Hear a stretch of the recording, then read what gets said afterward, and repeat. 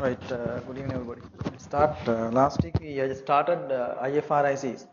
I gave kind of small introduction for IFRICs, IFRICs, and now actually I need to start with IFRIC number 1 as I remember. Right, I gave kind of brief introduction relating to IFRICs, IFRICs. We learned that this is part of IFRS, and now we are going to discuss some examples relating to IFRICs. Actually, first one I told you last week we are going to learn about demolition charges and decommissioning charges. I told a lot of examples that we are trying to discuss within these couple of weeks, next couple of weeks. But I hope to actually I'll do only one IFRIC today. I'll take time because otherwise, if I do all these technical stuff straight away, little difficult to understand and little boring. So therefore, what I do, I'll take this technical part together with some other aspects. We need to start group accounts. So therefore, I hope to discuss this one before the break. Then after the break, I'll start group accounts. Right? So we'll do like that.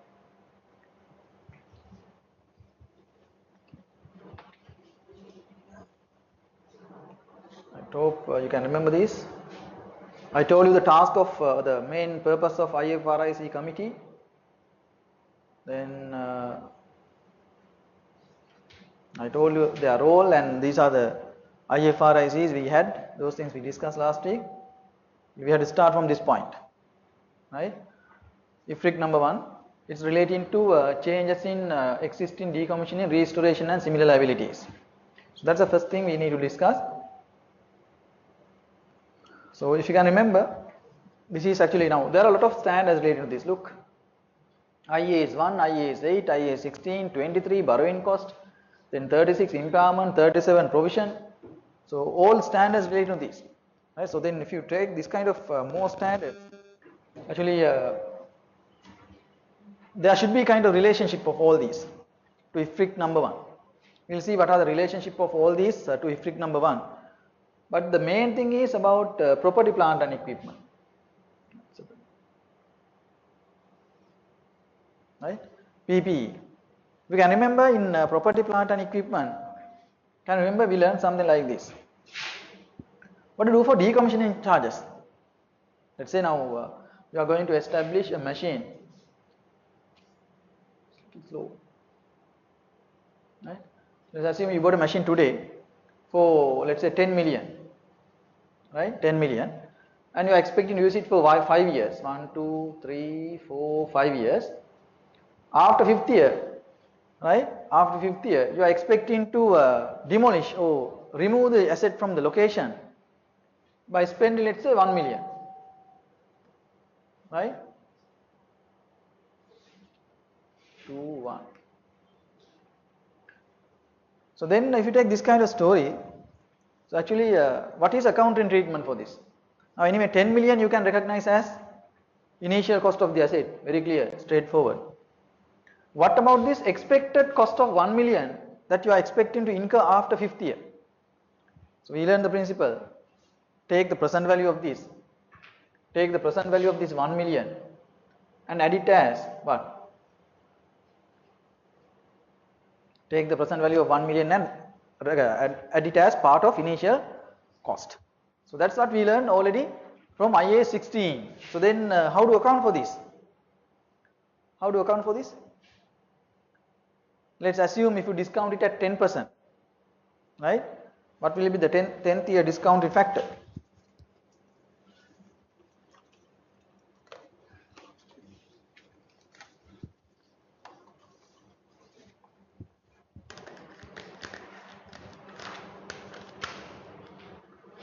One divided by 1.1 is the power of 5. It's 62, then it will be around 0.62. It is its present value.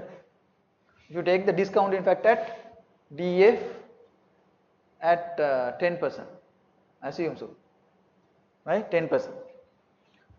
So then if the scenario is like this, now original cost of the asset will be 10.6 billion, around 10.62 million, right?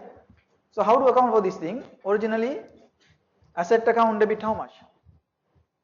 Asset account debit 10.6 million. cash credit 10 million because already you have paid 10 million to buy this asset, and credit to decommissioning liability. We call it decommissioning liability. We have to open separate account called decommissioning liability and credit it there. How much? 0.62 as initial decommissioning present value of initial decommissioning liability, right? So that's the main double entry we have to pass.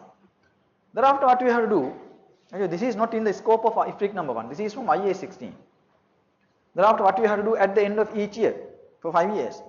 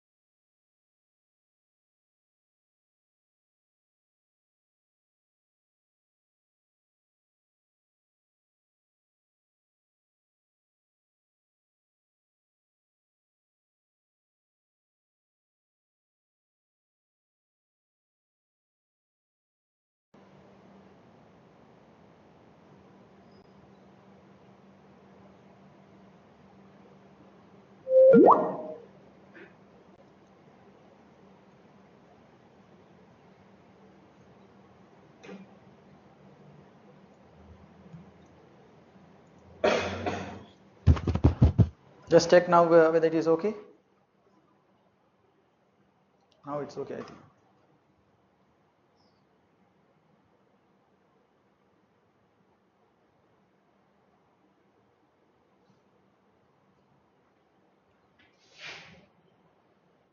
Right, okay, now let's start. Something happened. Right, anyway, we were talking about, I think now, it's recording.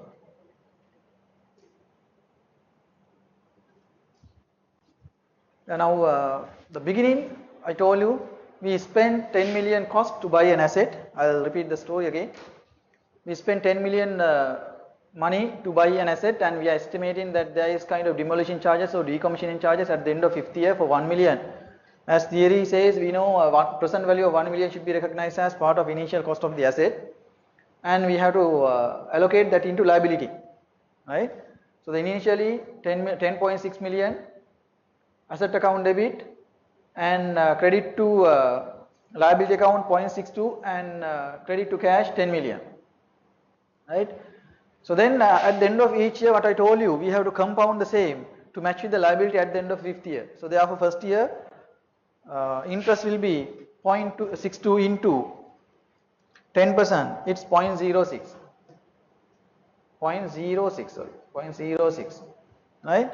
So we will recognize it as finance charges and it goes to profit and loss account, right?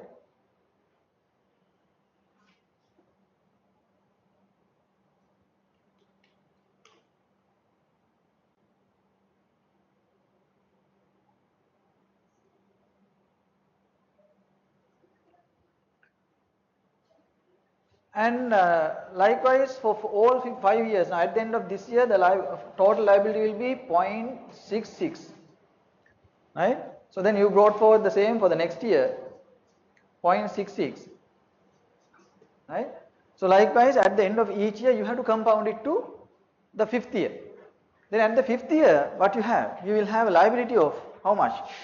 10 million in your account. So at the end, not 10 million, sorry, 1 million. 1 million in your account. And at the end of 5th year, you have to pay 1 million to demolish the asset from the location as you expected.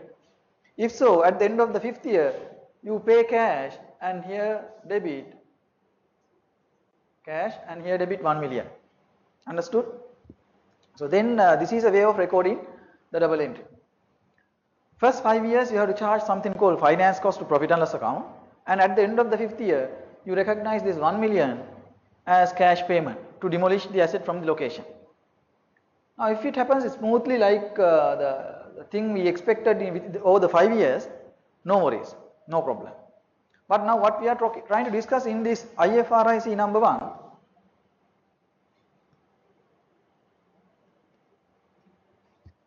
right?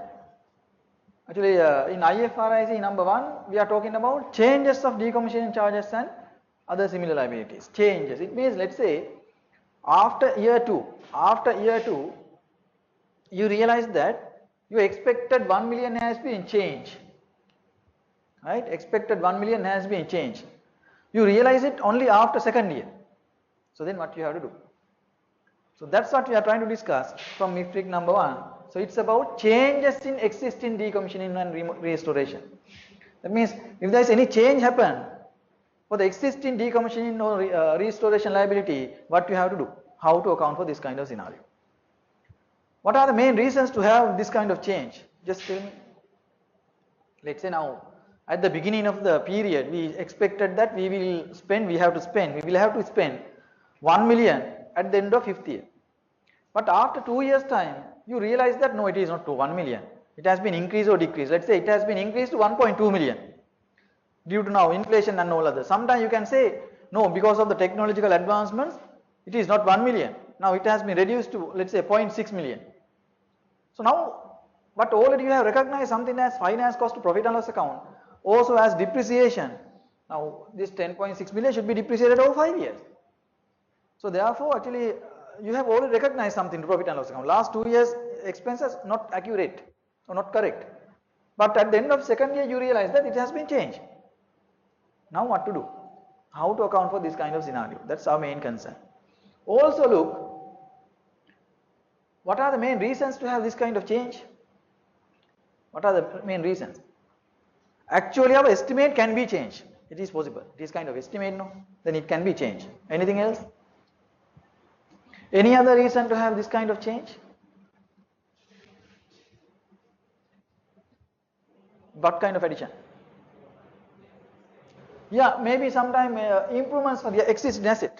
As a result of that, your decommissioning charges will be changed. That's true. Also, look, here I took something called discounting factor to discounting. If you realize that your discounting factor has been changed, what will happen to your present value? It will be changed, right? So then this also sometime just as a result of passage of time, that means anyway as a result of maybe inflation or some other reasons, the estimate can be changed, right? So therefore you have to look at all these different scenarios where it can be changed, right? But anyway, remember IAS 16 will apply up to this level, up to which level? What IAS 16 basically says, if there is any decommissioning charges or decommissioning liability, it should be recognized as liability at the end of the year, at the beginning of the year, or when you buy the asset, and it should be depreciated over the useful lifetime, right? And it should be compounded over the 5 years and recognize something as expense to profit and loss account over the period. So that's the only thing standard number 16 says. Then if it is changed, there is no guidance. If you can remember, we learned the same kind of thing called review of useful lifetime. Can you remember? That guidance is given in IAS 16. Then in the middle of the period, if you realize that the useful lifetime of the asset is changed, so you know from that point onwards you can divide over remaining useful lifetime. It's very simple work. The guidance IAS 16 together with IAS what is called IAS 8, change in accounting estimates. So it is very clear, but the changes of this kind of scenario is not explained by IAS 16. So therefore what we need to do, we have to look at IFRIC number 1, how to act in this kind of scenarios. Problem will be further complicated. Reason, you know, in IAS 16 there are two models we can follow. What are those two models? One model is cost model and other one is revaluation model. Then let's say you start the asset at cost at this 0.6 million. Then you know, if you go into cost model, cost minus accumulated depreciation for each year. That's simple. But let's assume you revalue the asset in the year 1. Then you, from cost model, you have shifted to revaluation model. Now from revaluation model, by the year 2, you realize that your decommissioning charges has been changed. Problem will be complicated. Why? Already you have recognized something called revaluation profit or loss.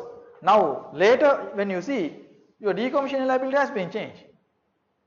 When you do revaluation, you have to relook at about this decommissioning liability.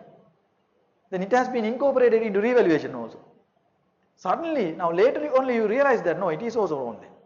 There are two problems. One side, your decommissioning liability has been changed already. On the other hand, already you have done some revaluation based on that amount. It's also wrong. So therefore, we have to look at, in both the scenarios, how to act or how to account for changes in decommissioning liabilities. Understand? Now we are going to learn. If this expected decommissioning liability is changed within the period or within the useful lifetime of an asset, how to account for.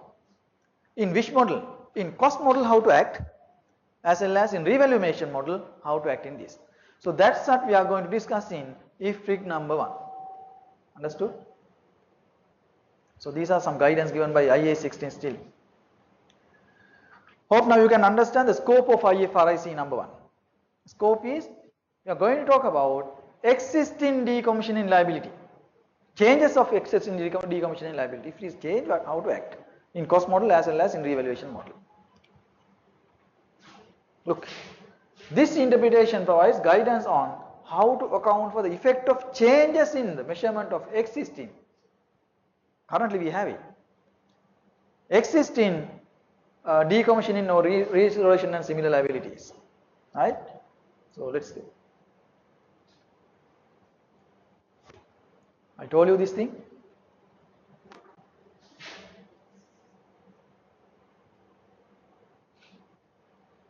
Look this example. Very simple one for 3 years. Hope you can do this. Very simple. Just see how to do it. I told you already. Same kind of example like I took previously. Now we are going to buy an asset for 20,000. Assume only 3 years. Easy work. 1, 2, 3. 3 years. This is my decommissioning liability.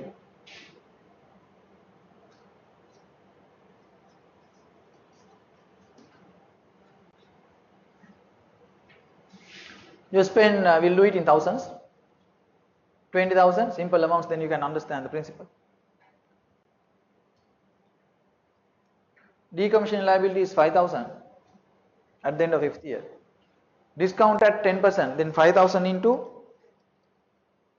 1 divided by 1.1 is the power 3 means 0.75 into 5,000 means it's around 3,750, let's say, right? 3,750. Then initial cost of the asset will be 20. Yeah, I'll took it as 50, right? Easy, no? 23,750. Then double entry for this will be 20,000 asset account debit, credit 3,750, 3,750 to decommissioning liability came from asset. That's at the beginning. Then what will be my first year finance cost? Remember now 23,750 should be divided by 3 to take depreciation. Right? Depreciation for the year 1 will be 23,750, 23,750 divided by 3. It's around 7,900 something. 16. It is depreciation for the year. Understood? Also you have to take something called finance cost on decommissioning liability. Compound it. 3,750 into 10%, it's 375. Right? So then year by year you have to carry down the balance. Then second year you have to brought for the balance. Here you carry down 30, how much? Plus 3,750, no? 4,000 125. Then brought forward for the second year will be 4125. On that you have to compound for the second year. Then second year you have to charge your normal depreciation. I'm not going to talk about depreciation side. Depreciation plus 4125 into 1%. It's 412. Let's say 413. It goes to second year profit and loss account. That plus 4125. Your total value will be here at the end of second year. 4530, let's say 8.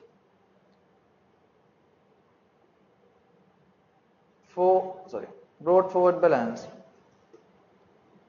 4538.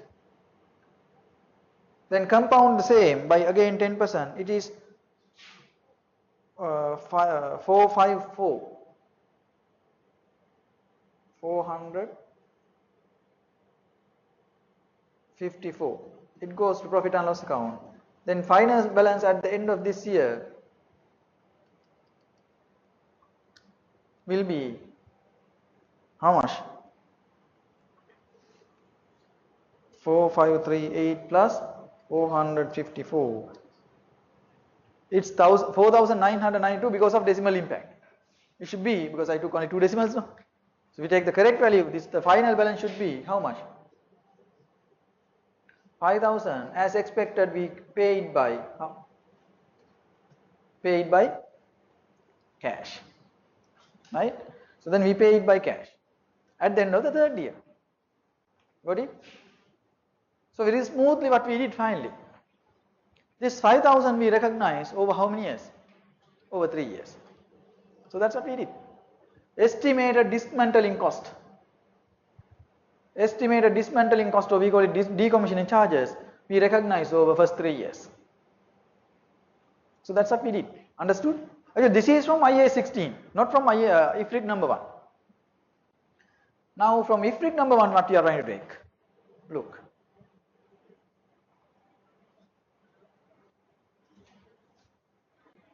This estimate, as I told you previously, this estimate can be changed as a result of few reasons.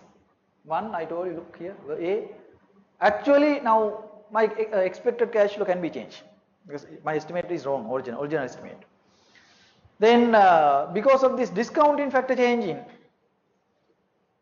this estimate can be changed, or the decommission liability can be changed. And also, because of this usual passage of time, inflation and all others, my estimate can be changed. Understand? Now how to act if it is changed in different scenarios. You know, in IA 16 there are 2 main models, cost model and the revaluation model. Now let's see how to act in cost model. That means you are recognizing all these at cost. If so, if this change happen, how do account? So that's what we are going to learn first. Just see this example, it's easy to manage.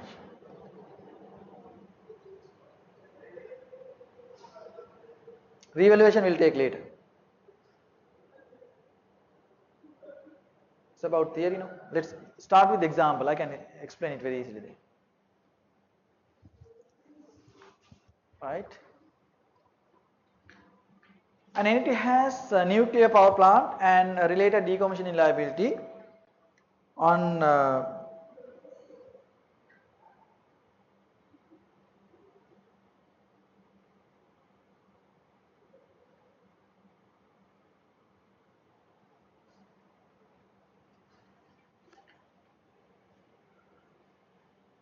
the nuclear power plant has started operating on 1st January 2000. The plant has a useful lifetime of 40 years. Right? It's 40 years now. It's kind of big plant, you can understand, but we have taken small values just to understand. You can say even not 120,000. You can say it's around 120 million. It doesn't matter. So we take small figures to understand the concept. Got it? And now this 120,000 includes 10,000 decommissioning liability. Then what is original cost of this? It's 110,000, right? and which represents 70,400 estimated cash flow in payable in 40 years. That means, look, after 40 years time, what you are going to expect to remove this thing? 70,400. What is the present value of that? You just check. 70,400 discount at 5% of 40th year discounting factor. 1 divided by 1 plus r is the power n. It means r means 0.05, n means it's 40. Exactly 10,000. That's how they have designed it, right? Already it has been calculated. It means in future value terms, you are expecting to incur 70,400. But in present value terms, it's how much? Only 10,000. This is very practical scenario. Mostly you don't do this kind of adjustment in practice. What I have seen, mostly what people do, you don't do this estimate. What you do? What you do, if there is any decommissioning liability like this, you recognize it as part of disposal cost of the previous asset. That's how mostly people do. Let's say now if I am going to, let's say this multimedia, right? So then when I buy this multimedia, there is X61 here. What I need to do? I have to remove it from the location and I need to fix a new one. So then what I usually do, that decommissioning charges will be recognized as kind of expense to disposal of the previous asset. It is wrong. Mostly people do like that. Understand? So what the standard says, if there is any expected decommissioning liability, or we call it demolition liability, should be recognized as expense over the period. නැත්තම් මොකද වෙන්නේ? ඒ expense එකම total one will be recognized as expense at the time of decommissioning. It is wrong. In this kind of case, what happens if you don't forecast this 70,400? What happens? In the you have to recognize this total 70,400 as an expense. Is it correct? No, no. Asset was used over for first 40 years, but in 41st year you will recognize this 70,400 as an expense. It is wrong. Understand? So therefore, what the standard says, take the present value of this, add it to cost of the asset, depreciate it, take the compound value, recognize it as an expense over the 40 years period. Understood? Right. Now let's go ahead with this example. Right? Now it's like a chain. If you miss one point, sometimes you will not be able to understand the next point. Remember, you have to be very careful with this. Now we are going to drag the same. First you understand the facts. If you understand this, it is not a difficult one. Remember, even the theory like difficult, but it is very easy work. Cost model. Don't worry about this. Right? Now, there's blank side because I need to draw this. Hope you can understand the facts now. I'll draw a timeline here. Let's assume this is 40th year. At the end of the 40th year, we are expected to incur 70,400. Present value of this now, here 40 years, 40 years total.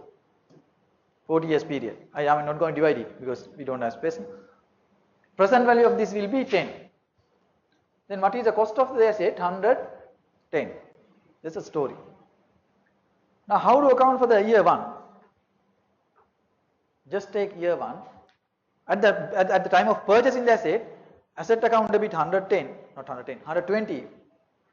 Cash credit 110. Decommissioning liability credit, how much? Now we will open decommissioning liability here. Decommissioning liability credit, how much? 10,000. This is at the beginning. So that's a starting point. This is from actual IAS 16, not from IFRIC number 1. According to facts, what happened? Now assume we are at the end of 31st December 2009. How many years gone? We started in 1st January 2000. Exactly 10 years gone. From 1st January 2000 to 31st December 2009. Exactly 10 years, right? So now, what is depreciation? Accumulated depreciation. It should be exactly 120,000 divided by. I'll draw my accumulated depreciation account here. This is my asset account. I'll draw that account also. This is my accumulated depreciation account. Right? I'm not going to update accounts year by year for 10 years, then I have to do 10 years account. No? So it takes time. Therefore, first 10 years, remember this is first 10 years. 10 years, depreciation will be how much? 30, correct no? 120 divided by asset value is how much? 120 no? It is the anime.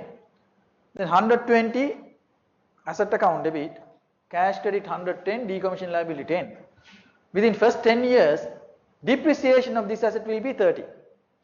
What is first 10 years finance cost? Finance cost we charge it to profit and loss account for 10 years. 10 years.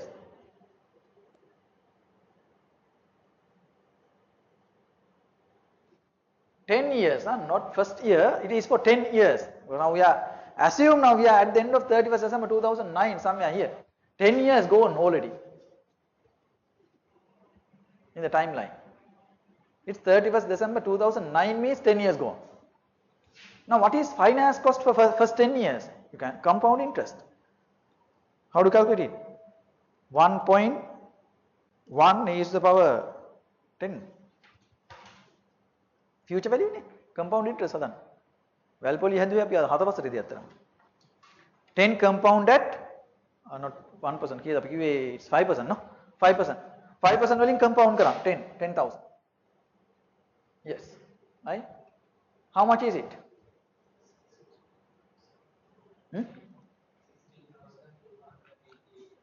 Yeah, we'll take 16,288. We'll round off it for 100 every time. Therefore, we'll take it 16,300. 16,300 means, remember, is it finance cost or the total value? What value is it? Look the calculation. It will grow by 6,300. At the end of now, 1.1 no? It means finance cost for first 10 years will be 6,300. Finance cost for first 10 years will be 6,300. Got it? It's fine. Then at the end of the 10th year, my value here will be, now this is at 31st December 2009. My value will be 10,000. Not 300, yes. 16,300, not 10,000, correct? 16,300. Yeah. Now, this is a story at the end of the 10th year. Now, we passed 10 years. Now, we are at the end of the 10th year. Now, what happens? Up to this level, it is still, you can come with IAS 16, no worries. We depreciated for 10 years. We charge finance cost for 10 years. This 6,300 also for 10 years. First year interest will be 1,000. First year 1,000, then second year it's about, not 1,000, 10 into 0.05. First year 500, then second year 10.5 into 0.05. Second year 525, then third year more than that. Likewise, compounding finally for 10 years, it will be 6,300. Got it? Total. Now, what's happening? Just see.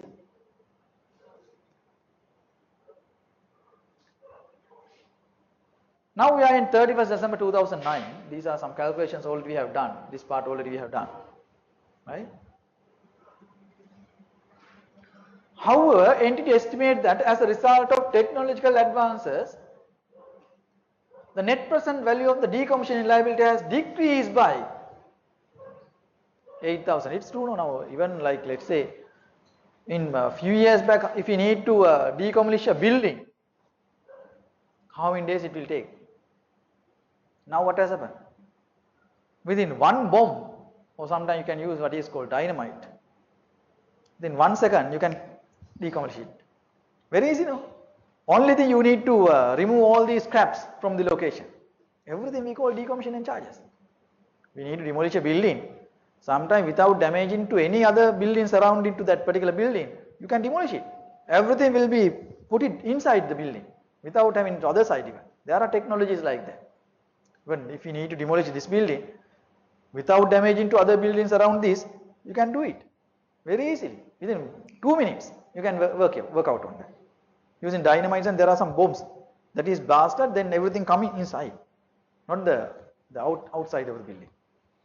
Anyway, now what has happened? The decommissioning liability, as already they expected it as big amount, but it has been decreased by 8,000.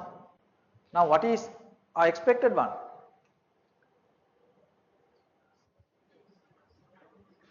Already we have decommissioning liability of how much? 16,300 in our account. We have estimated it to go for 70,000. Yeah, 70,400 after 40th year. But what has happened? It has been decreased by, decommissioning liability decreased by 8,300. Sorry, 8,000. Understand in which terms? Look, in present value terms. Understand? It means in future value terms it is big amount. From that point onwards we have 30 years to go. Understand? Because now already 10 years gone. So now anyway, how to charge it? Look, the way that they have charged, adjust it. Anyway, now what we need to do? We need to reduce my decommissioning liability in present value terms by 8,000. Already we have how much? 16,300 in this account. So then what we have to do? 8,000 at the end of this year. 8,000 here debit and charge it to asset account. In cost model, look. Decommissioning liability debit, cost of the asset credit. Therefore, I charge 8,000 to this account only, how much it will be there? 8,300 will be the brought forward balance at the end of this year. 8,300. Understood? We charge 8,000 to asset account. Balance only 8,300. If you need, you can write brought forward and then we can charge it. It doesn't matter, but I change it as it is.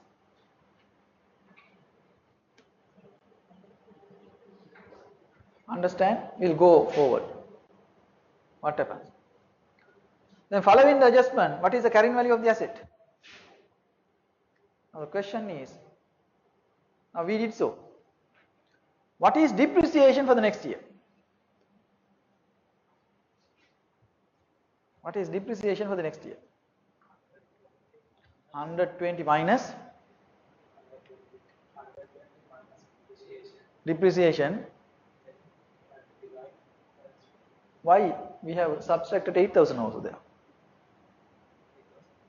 Then your depreciation for the next year means 2010. Your depreciation should be, look, carrying value you have to take like this. Even though you go in cost model, in that case you have to think as it is kind of revaluation. So then you take carrying value, how many years more to go? Yeah. When you charge depreciation for the depreciation, for the next year will be 120,000 minus 8,000. Yeah, I'll come to that point. Wait 1 minute. 120 minus 8,000 divided by minus 30, then it is 82,000 divided by balance useful lifetime. Write it somewhere here. 120 minus 8 minus 30 divided by balance useful lifetime of 30, then it will be 2,007. I'll take it as 2.7 here.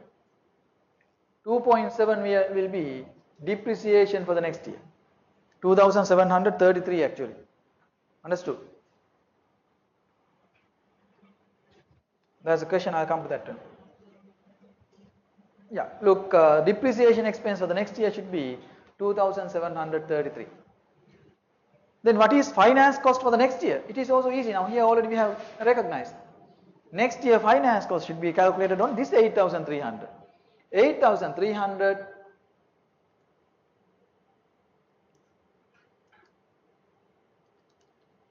into 0.05, it's 400. I'll take it as 0.15.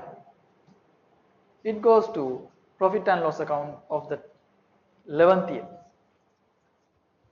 Got it? It is in cost model. Okay, there is a good question. How to calculate 8,000? 8,000 here it is given in the question. But the thing is, how do you think it is decreased by 8,000? In present, now to simplify the question, it is given in present value terms. Actually tell me, what is the decrease of original estimate of 70,400? We estimated originally as 70,400 will be the decommissioning charges after 40th year. But now they say in present value terms it has been decreased by 8,000. In future value terms, how much it is? From that point now, after 10th year only we do this estimate. From that point onwards we have how many years? 30 years. Then compound it at 30 years, then what is it? 8,000.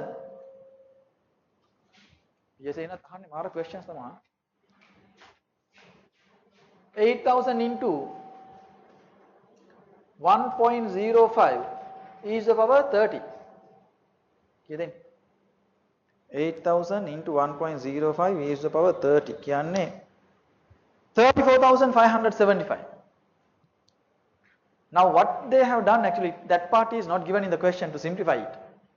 Actually what has happened, they have estimated that the original 70,400 has been decreased by big amount. How much? It has been decreased by 34,500 originally. Understood what I said? Now previously we planned, here we are expecting here 70,400 here, but that estimate made on this date. But by after 10 years we have realized that it is not 70,400. It is how much? This 35,800. It is not, this is not this one. 35,800 only. Not 35,800. 34,500. 4,500. It means it has been decreased by a decrease amount. I can't remember. 8,000 compound kalam kiyada 8,000 into 8 into 1.05 is the power 30. Sorry, it has been decreased by 34,575 means original estimate will be that minus 70,400. Then it will be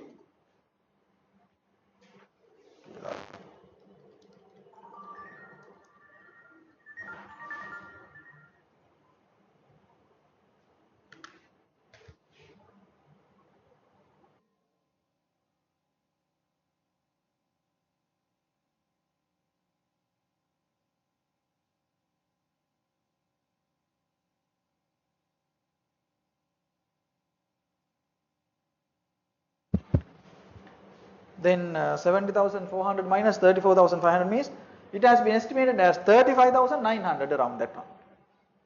It means estimate has been changed.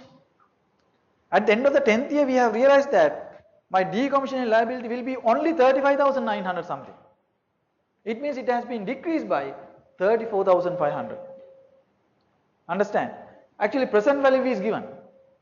If I say it in future value terms it will be 34,400, but in present value terms it has been already calculated and given. How much it is? It is only 8,000. Got it? But in exam I can ask, let's say decommissioning liability has been decreased by 34,000 something, 35,000 or something. Then you have to understand how to take the present value on that day. Understood what I said? Same question I can ask like this.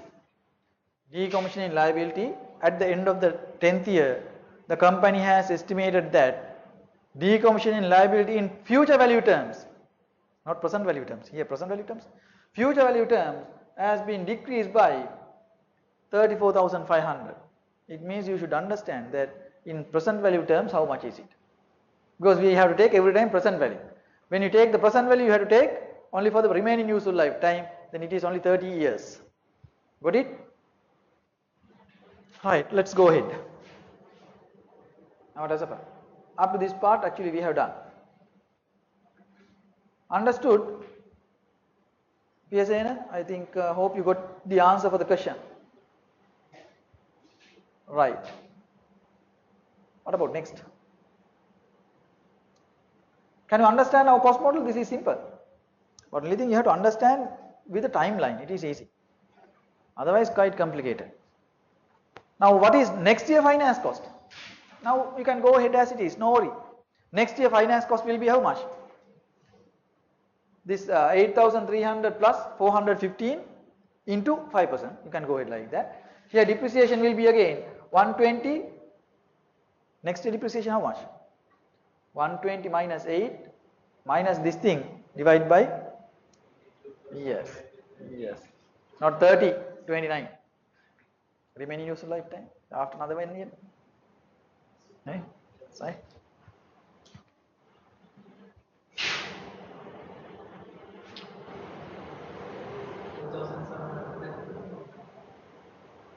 Yes, right, it's done. Same. 29 years, no? Then same. 30 years. Yes, every year we can take same depreciation. Right, now assume, second part of the standard. Now you assume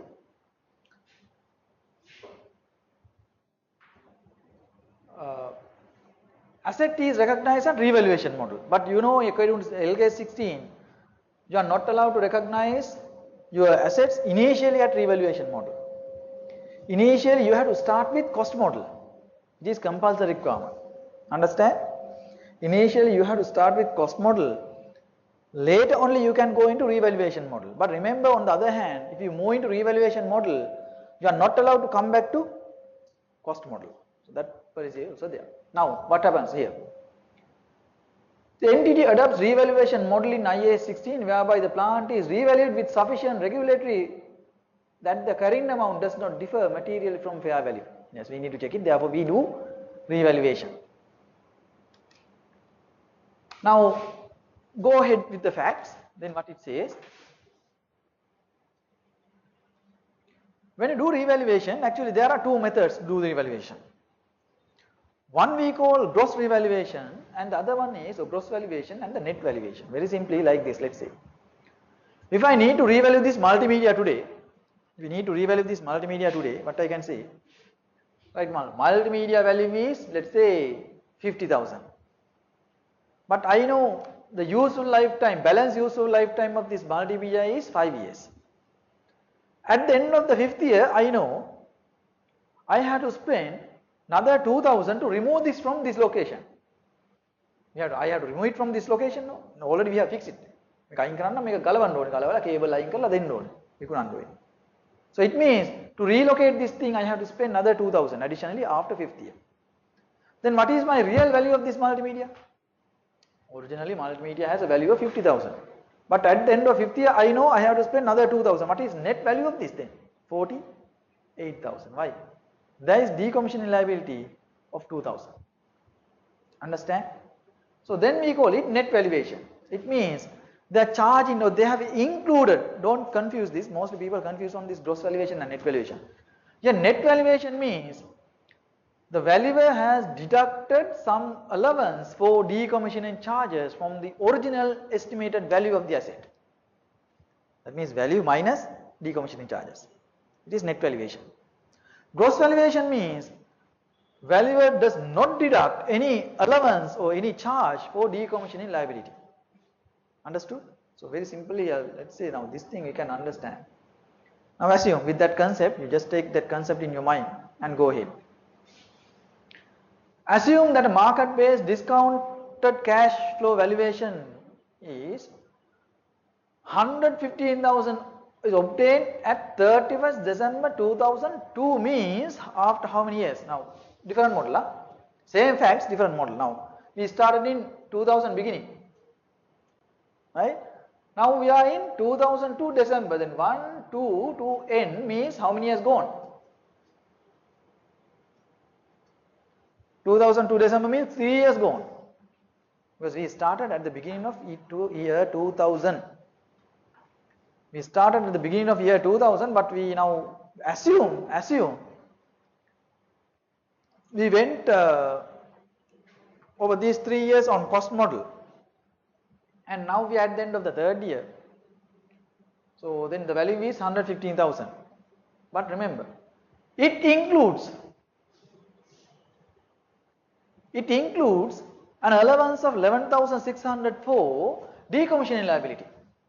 Then what is the gross valuation of this asset? What is asset valuation actually?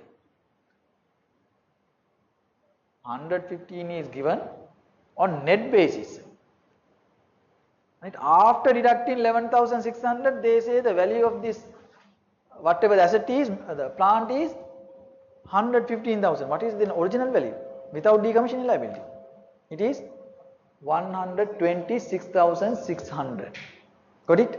Right, now how to account for this on this day now? Right, first we will account for the first 3 years. Here there is a blank slide. I will account, this is my decommissioning liability account, this is my asset account, this is my accumulated depreciation account. Right? Now let's assume at the beginning how to account for this.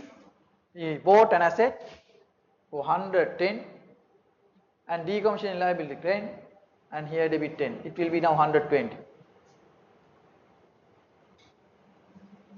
Right? Asset account debit 110, cash credit 110, asset account debit 10, decommissioning liability 10. This is beginning of the original double entry. Now we will account for first 3 years depreciation. How much? First 3 years depreciation will be how much?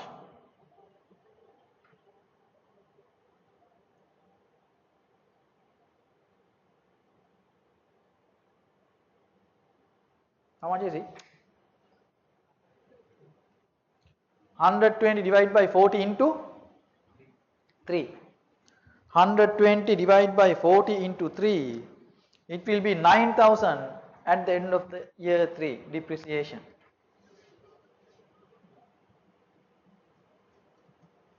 Depreciation for first 1, 2 and 3, first 3 years. Right, first 3 years. First 3 years depreciation, for each year you have to charge 3,000, 3,000, 3,000, then total will be 9,000. What is your decommissioning liability at the end of the third year? 10 compound at 5% for 3 years. Then 10 into 1.05 is the power 3, it is 11,576. I will take it as 11,600 at the end of third year.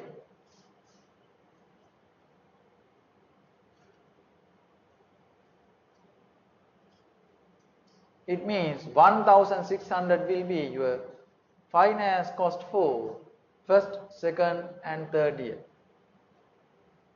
for first 3 years. Got it? Finance cost for first 3 years 1,600. Let's move forward. What's happening now? These are the facts. Now what we need to do here, we need to revalue this asset for how much? We are going to revalue, look, what is our revaluation? Gross value actually, it is 126,600 will be my new value of the asset. So then in my accounts, I have to take new value as how much? Where's my asset account? Value of the asset should be at the end of the third year. I do all these at the end of the third year, remember.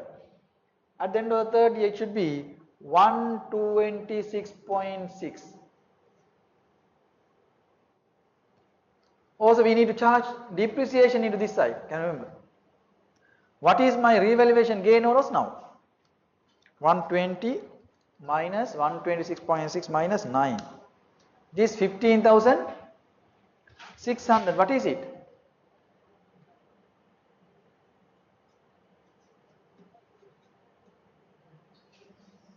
What is this?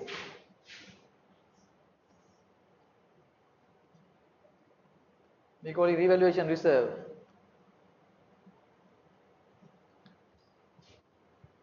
Hope you understood. Revaluation reserve is 15,600. Understood? Right. It is at the end of the third year. They have revalued the asset. Revalued by considering the decommissioning charges. Understand?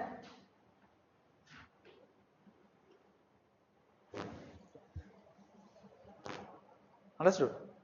Right. Now we'll go ahead. You can see. Now we are at the end of the third year. Look. We have a revaluation surplus of 15,600. Right? Now what is my decommissioning liability included inside this?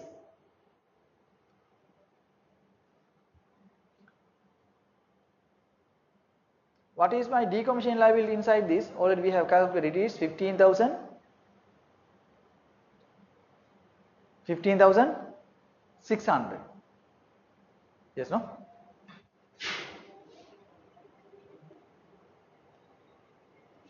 Sorry, 11,600. Made a mistake. Sorry, 11,600. Right? Decommissioning liability 11,600.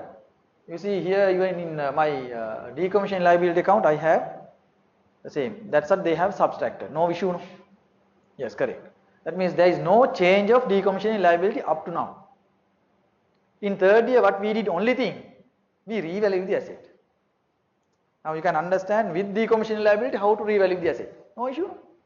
Just revalue it. Only thing, when you revalue, you have to consider the decommissioning liability there. It's there already. We have considered it. Actually, value asset, the asset value is 126,600. But as you estimated, there is decommissioning liability of 11,600. Then he said the value is 115,000. That's fine. Go ahead. Now, what is depreciation of the next year?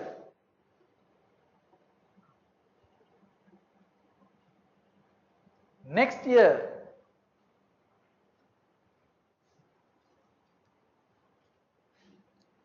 how many years gone already? 3 years gone. Then what is balance useful lifetime of the asset? 37 years. Therefore, depreciation for the next year should be how much? What is the value of the asset now? 126,600. 126.6 divided by balance useful lifetime of 37 years. It will be 3,400. Let's say 3,420. Right? We will round off it to nearest tenth. Look the way we have calculated depreciation for the next year. Then depreciation for the next year will be how much as we calculated. Now we are at the end of this year. Yeah, depreciation here. I'll take it as 3.4. Originally 3,420. Understood? And what is decommissioning liability compound interest? 11,600 into 0.05. It's 580.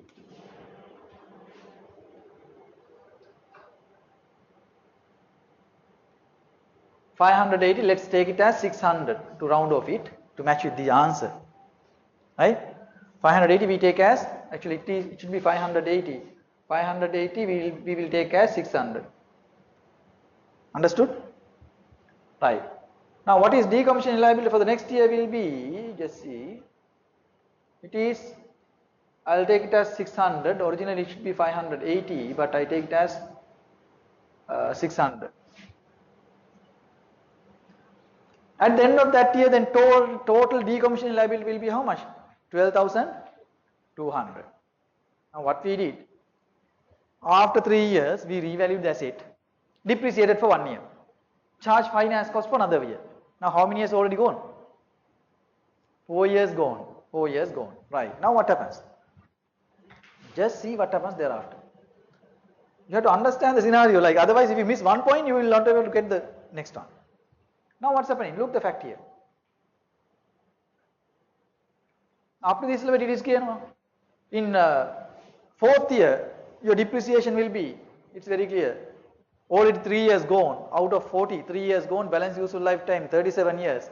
You took the carrying value of the asset, it is the revalued amount, 126,600 divided by 37. Depreciation is 3,420, it's very clear.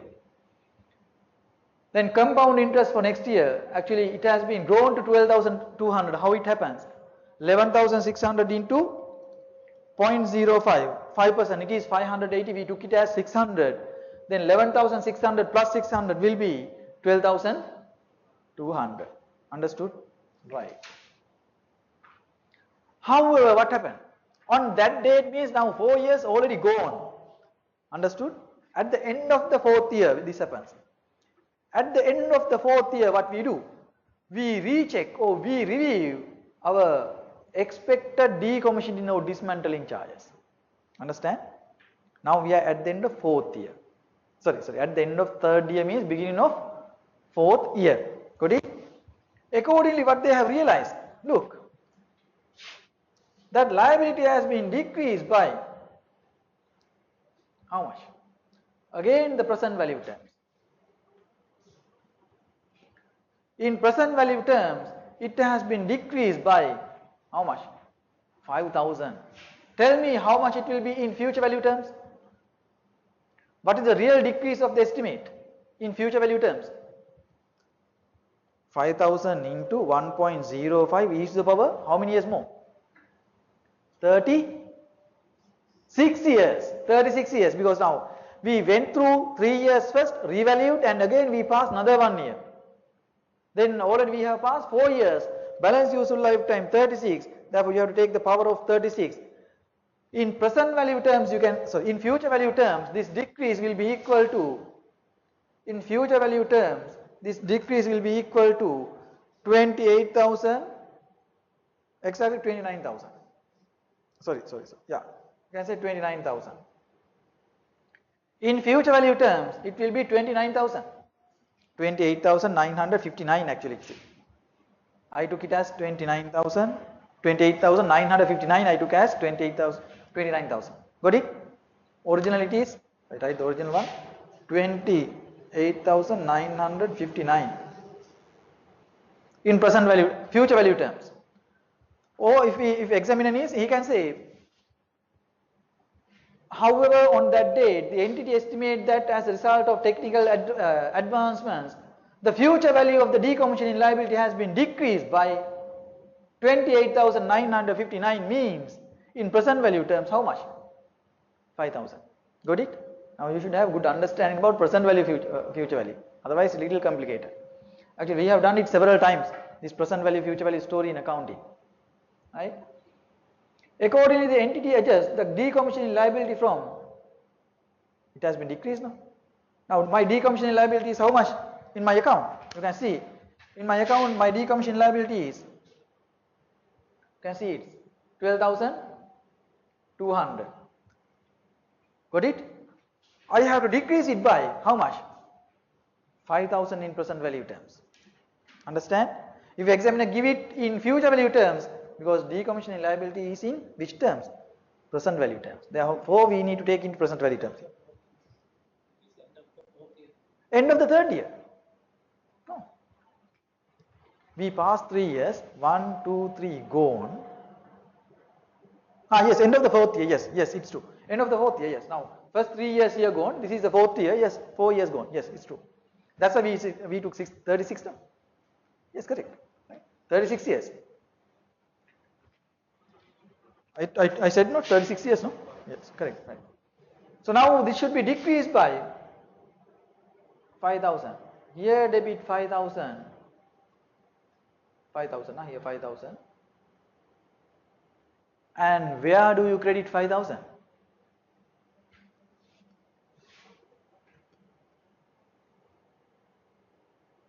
Look. Double entry. Revaluation surplus credit 5,000. You have to recognize it as part of revaluation surplus. If it is the other way around, you have to cut it from the revaluation surplus. Huh? I credit it to where? Here 5,000 should be credited to revaluation surplus account. Then final balance here will be 7,200 should be carried down for the next year. Then brought forward for the next year will be 7,200.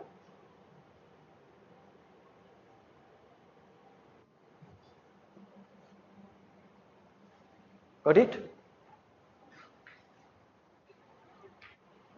Now we have changed decommissioning liability. You can see figures there. Understood? Simple?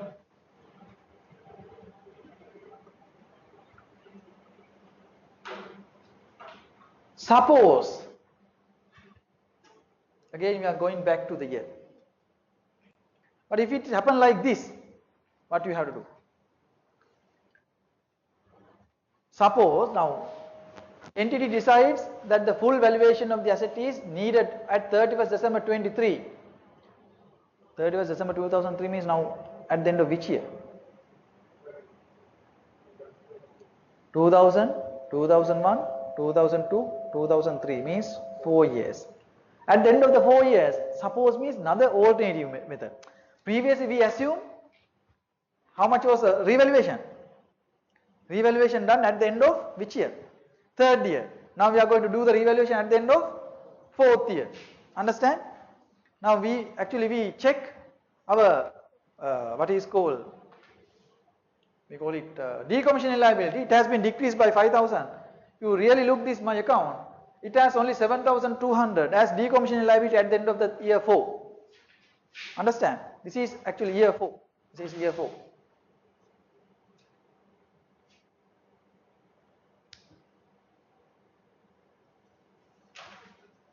Year 4. Right? Now what is their re-estimate about the value? Now we are at the end of 4th year. Now that's why I said it is going on a row. You have to keep concentration on this. If you miss one point, it will be again difficult to understand. Now we are at the end of year 4. Suppose what has happened?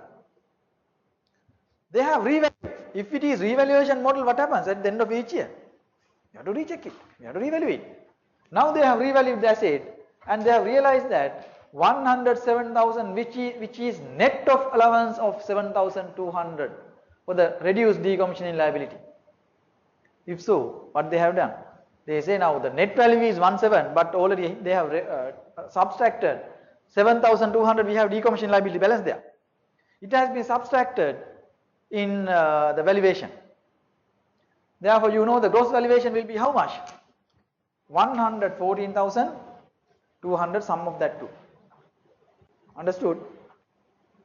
Little technical. So then what happens? Go ahead. What is my revaluation surplus? We'll prepare accounts now. I have to come back again to my accounts. How much of depreciation I have? Already I have charged this. I have to take this 3,400, it was 20, no, as I remember. 3,420 depreciation into asset account. And the new value should be how much now?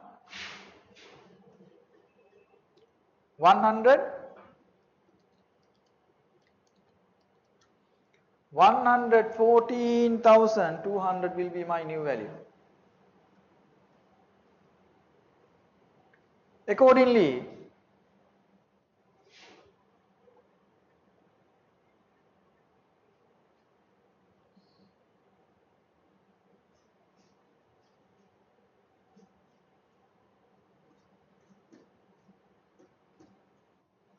new value 114,200. Now what is my revaluation surplus or deficit? Now I have revaluation deficit of how much? 126,600 minus 3,420 minus 114,200 means I have deficit of, look here, the deficit of 8,980. 8,980. But where do you charge this revaluation deficit? Usually if there is any revaluation deficit, it should be charged to profit and loss account. But here, what happens? There is a previous year revaluation deficit, therefore we charge it to where? Revaluation reserve account 8,980. Understand? It comes to revaluation surplus account.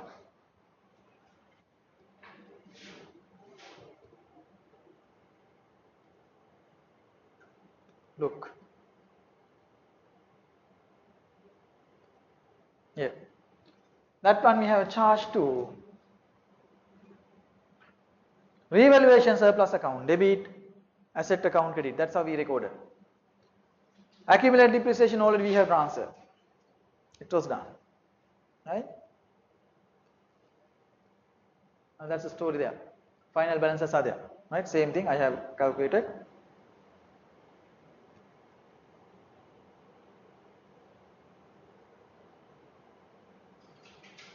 Look, actually what we did here in this example. We recognize initial decommissioning liability, we passed 3 years and revalued the asset. Got it? After revaluation, we change the decommissioning liability. We reduce decommissioning liability. It was charged to revaluation reserve. Only thing you have to understand now, if there is any increase or decrease of revaluation reserve, sorry, decommissioning liability, that should be charged to revaluation reserve account. Let's say in this example, here we got 5,000. If the decommissioning liability has been increased by 5,000, what we have to do? It will come from this side. We have to increase it by 5,000 again. Then here credit, we have to debit. From previously earned 15,600, you have to cut it. Understand? Can you remember second time revaluation story we learned in first semester? Same story we have to follow. Like when you do revaluation for the second time, if there is any loss on revaluation, it should be set off to previously earned revaluation reserve profit. So same theory we apply in this story also. Right? That's all about it.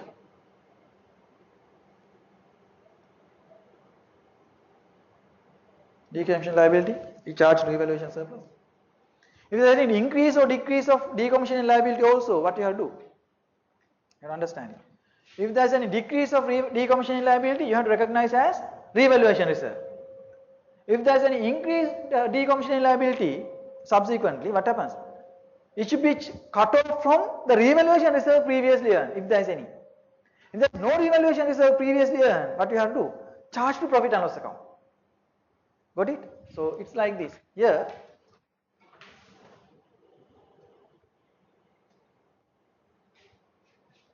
account. Here, look. Now here we had actually, sorry, not there. Here, decrease. If it is increase, since we have revaluation reserve, cut it from this. If it is increase. Otherwise, directly you charge to profit and loss account. Understand? So that's the thing you have to understand related in this story. That's all. And there is one exam question. You can see same story. I don't want to do it again. Same facts. Same facts. I have multiplied same figures by 2. Therefore, no need to do it again.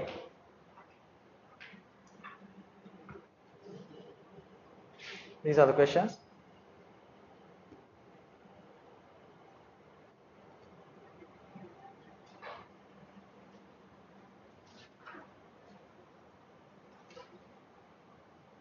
Same question, same kind of thing. I don't want to repeat it again.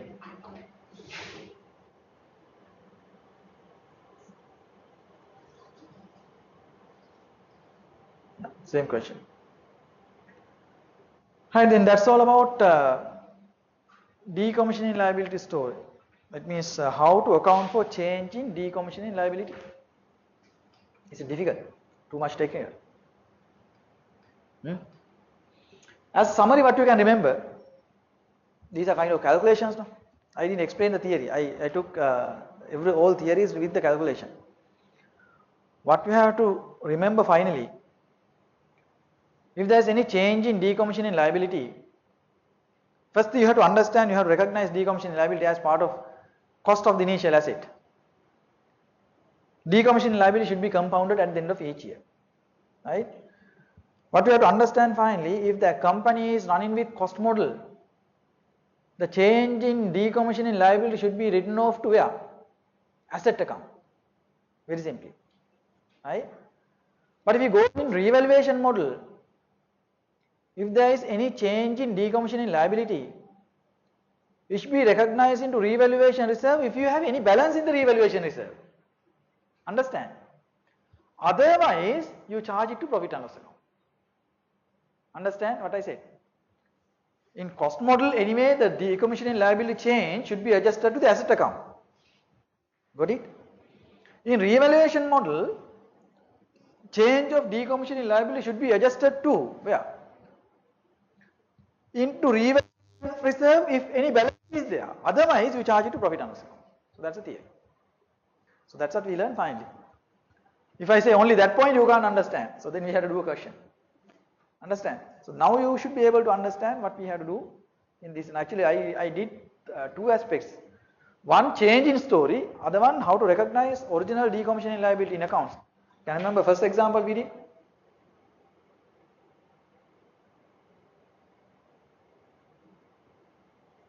Yeah. This cost modeling.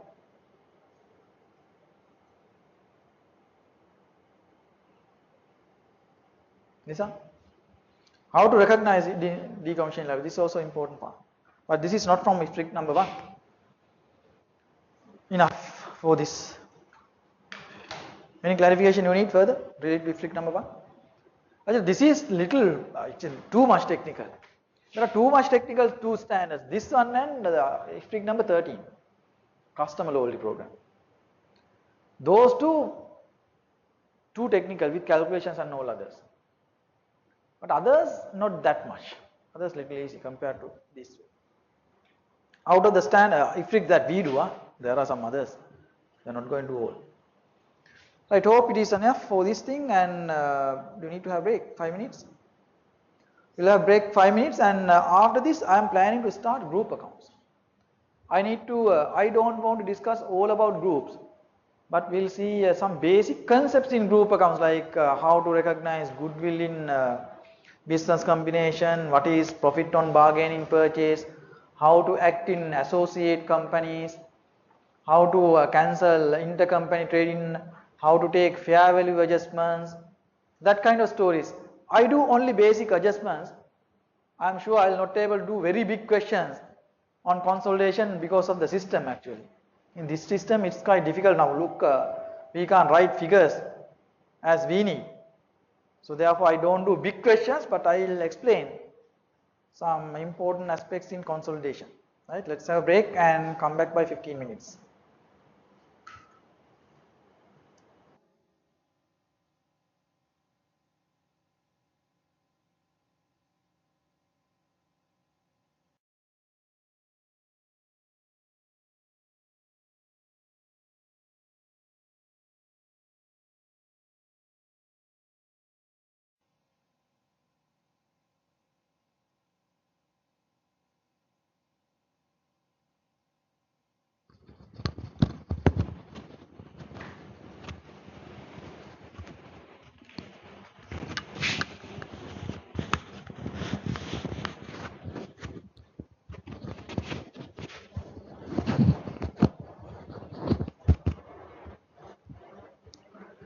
Right.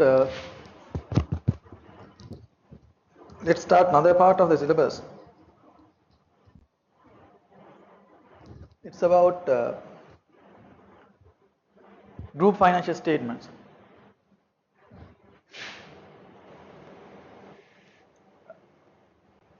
Right? Last week lecture something has something. Second part is not there. After the break. Full one.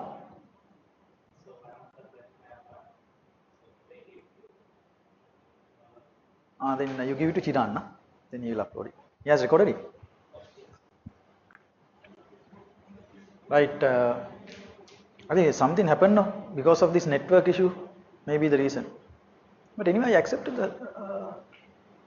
After pausing, I resumed the recording. As I remember, after the break. Everything after the break is not there. What we did last week? After the break.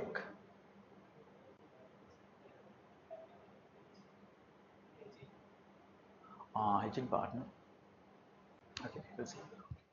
Right now, group financial statements. Actually, we did a little on company financial statements last semester. Now we are going to discuss something about group financial statements. Even though it is part of the syllabus, actually, we need to discuss something about financial reporting issues. Therefore, I don't think that we need to. But anyway, it is there in the syllabus. I don't think that we need to do more on group accounts in this level. But since it is in the syllabus, I'll just touch some basics on group financial statements.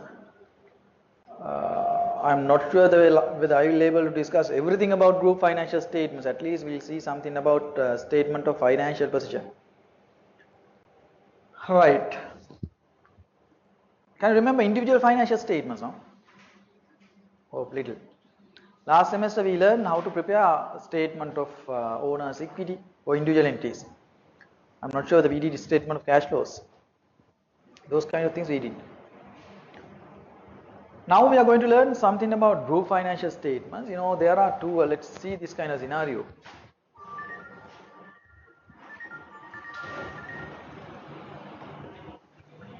Let's assume there are two individual entities.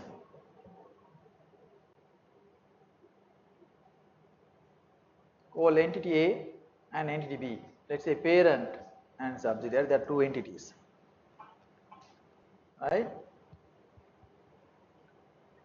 Let's say this is X limited. This is Y limited. X limited should prepare their own financial statement separately. Y limited should prepare their own financial statement separately. It's compulsory requirement. We call it individual financial statements. Let's assume this X limited has given the total share capital of S limited to start its business. Understand? It means S limited's total share capital belongs to whom?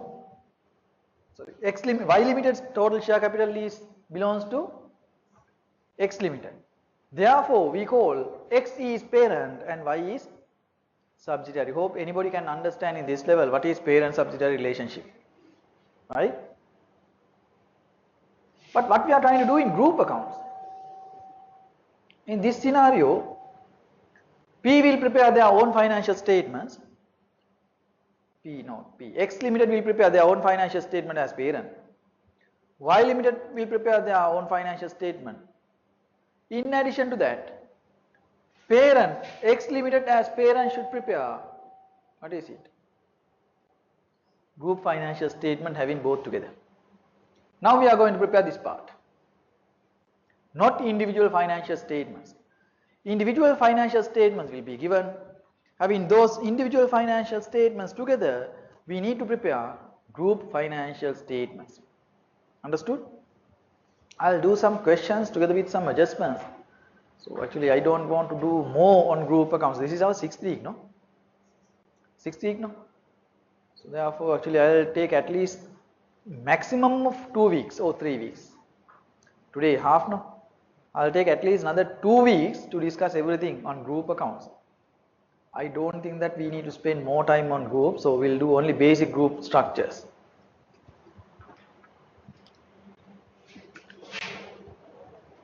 Right. Actually now when it comes to business combination story, we call it business combination, very broad term.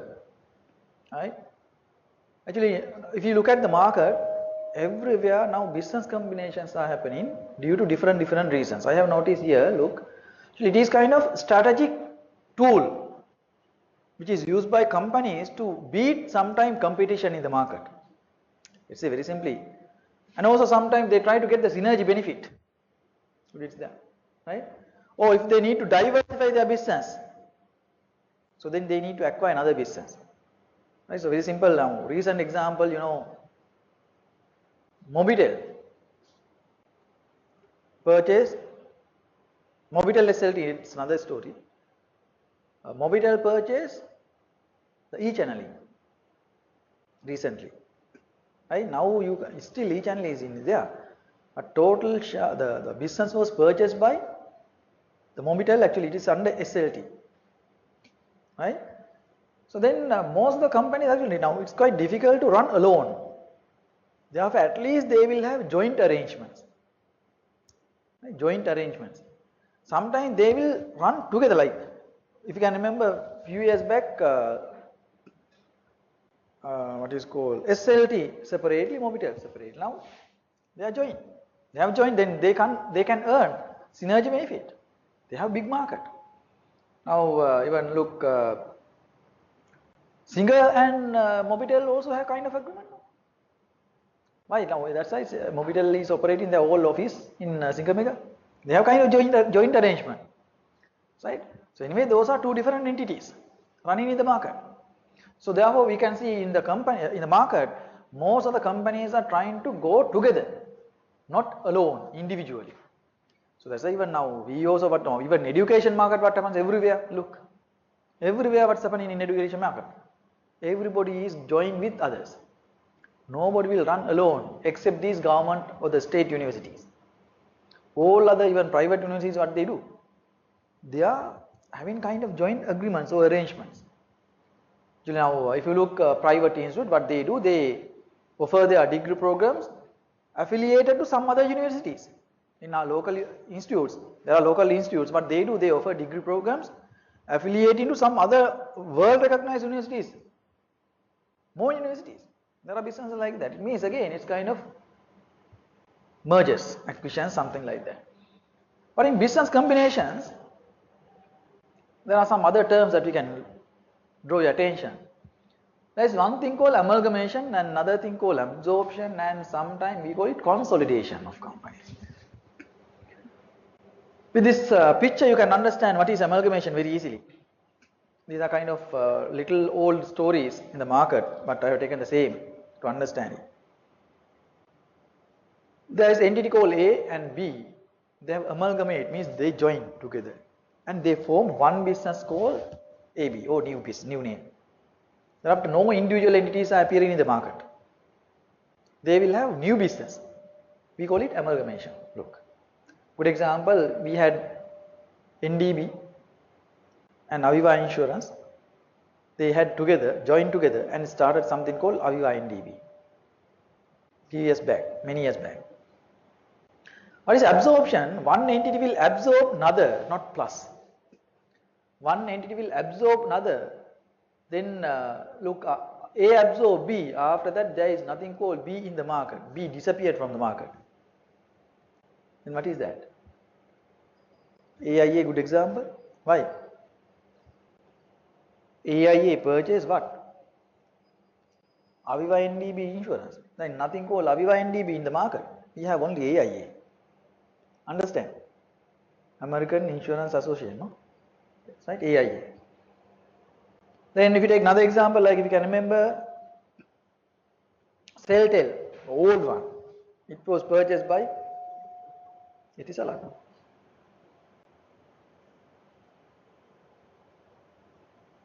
Celltel, now we call it Etisalat. Tigo also then, Tigo, then Etisalat.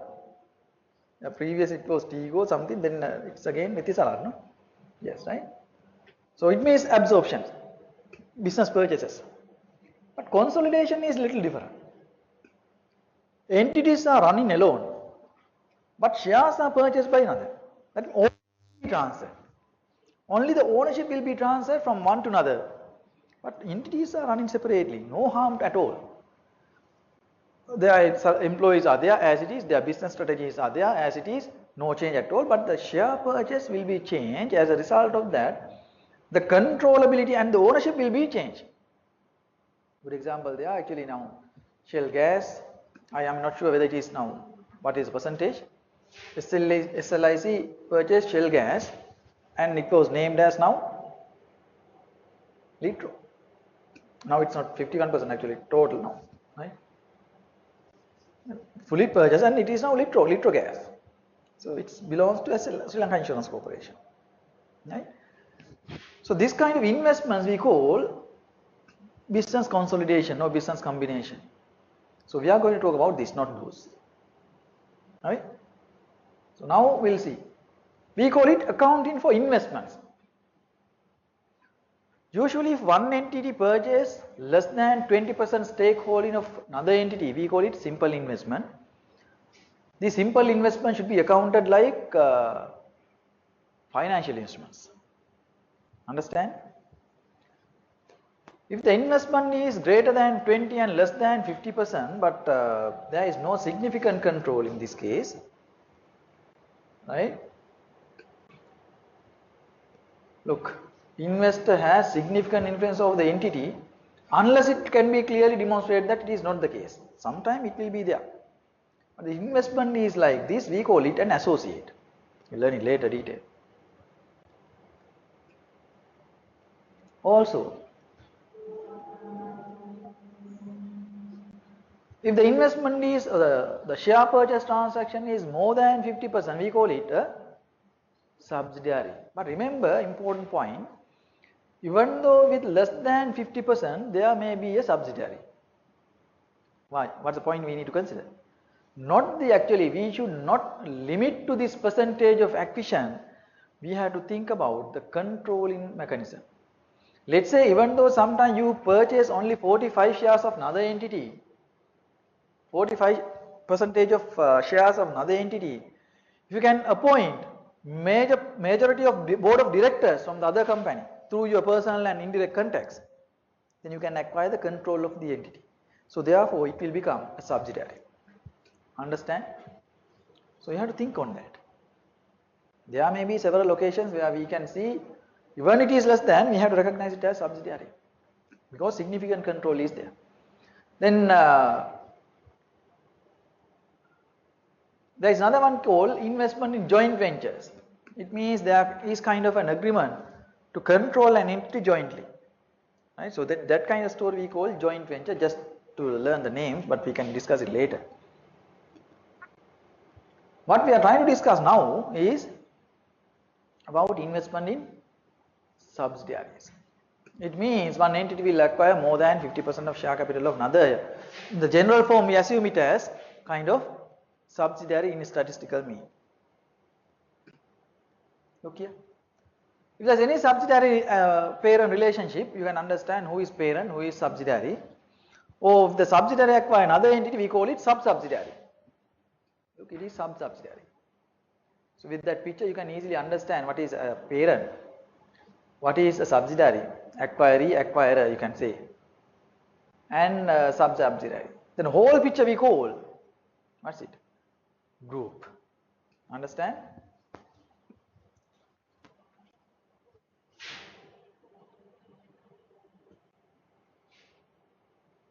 Just read those later.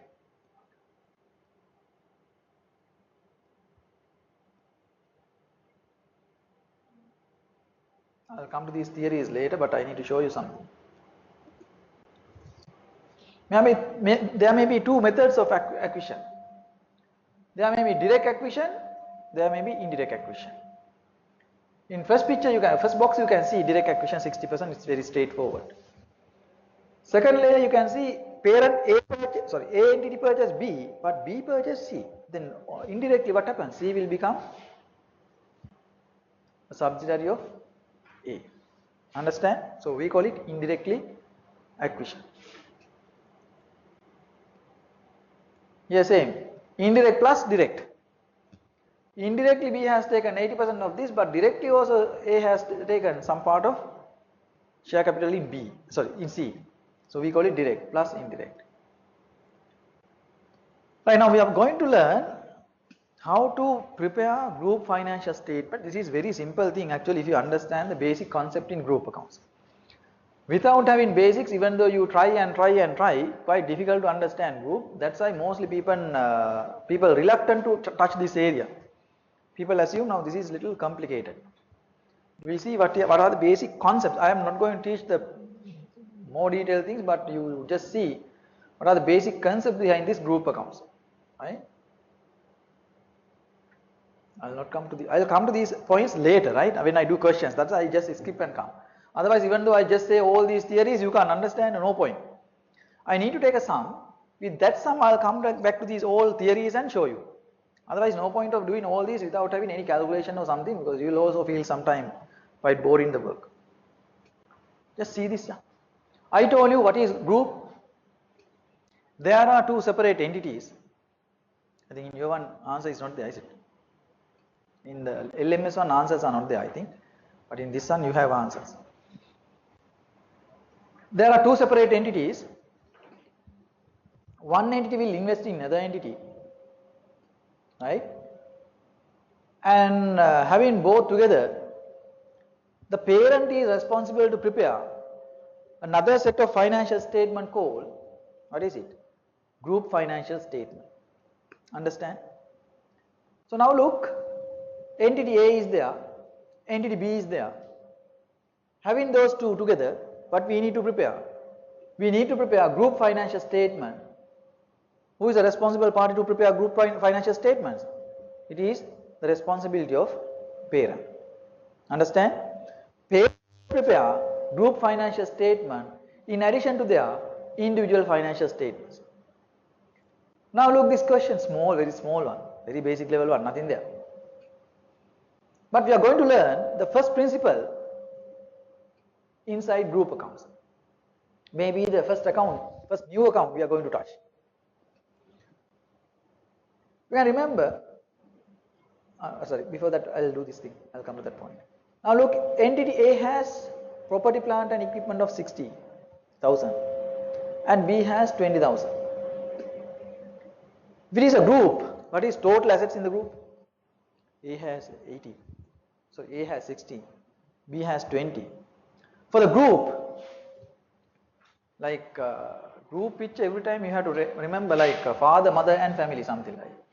Father is there, mother is there, this is a family, something like that. Parent is there, subsidiary is there. We are going to prepare financial statement for this thing, the whole picture. What comes in, what goes out. Not these individual ones. Understand? So then look, we call it actually line by line consolidation. When you prepare group accounts, we have to go line by line. We call it line by line consolidation, equity method. Look here. These two, 60 plus 20, what is total assets for the group? 80, very simple. Now this is done. Next row, you look, there is something called investment. What it says on the first row there. A purchased all shares of B for 25,000. On which date? 31st December 2015. On the same date, your financial position is given. Understand? So look what has happened here. To buy this 25,000 worth of equity, look here, 25,000 worth of equity, how much they have paid? A has paid how much? 25,000. In this investment, how do they account individually? When A made investment, what is the double entry in A? Investment account, debit. Where do credit? They pay cash now. Cash account, credit. B will get cash. Then what happens? Cash account, debit. Their share capital, credit. Look, it means for the whole group, there is nothing called investment or shares. Actually, this 25,000 is equal to what 25,000? This 25,000. Understand? What has happened? What they do in this accounts, they have made investment, then cash credit, then they pay cash 25,000 and they open something called investment. That cash goes to this party. Then they recognize it as cash debit, yes, cash with them, and their share capital credit. Actually, we have only 125,000 in the whole picture. Here 25,000 given to this side. Only 125,000 we have. But we have created artificial two entries called share capital here, here investment. Understand what I said? So therefore look, this investment will be taken into cost of capital. Remember the first concept we learned in group accounts called cost of capital account. What's the purpose?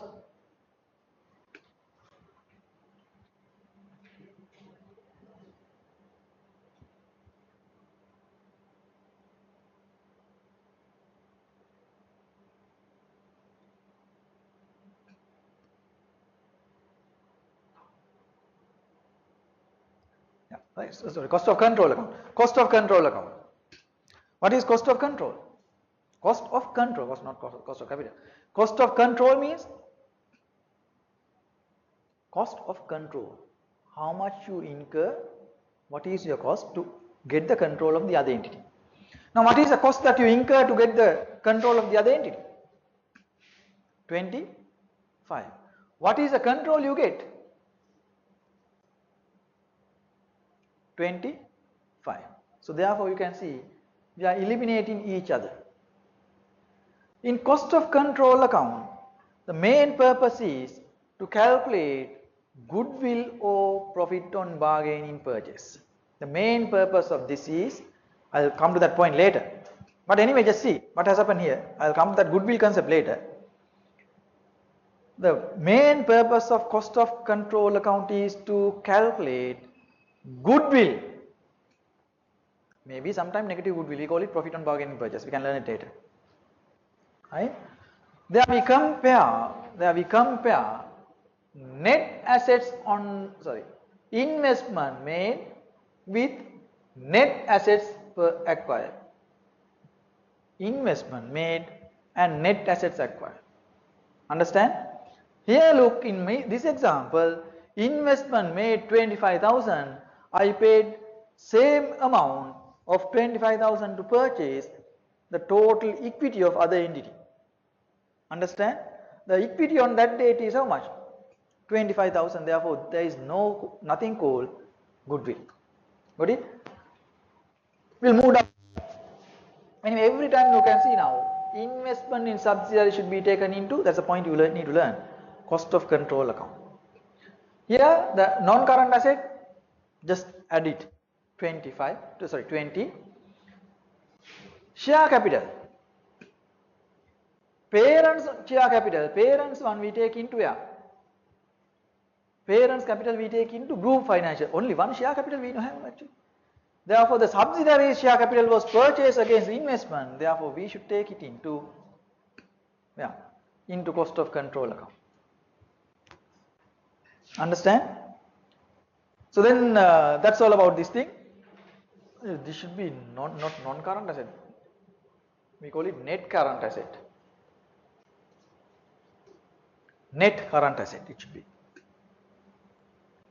It means current asset minus current liabilities. We have no liabilities here. So then you can see this thing will be balanced by 100 each side. Got it? Very simple thing, nothing there, just addition. Right?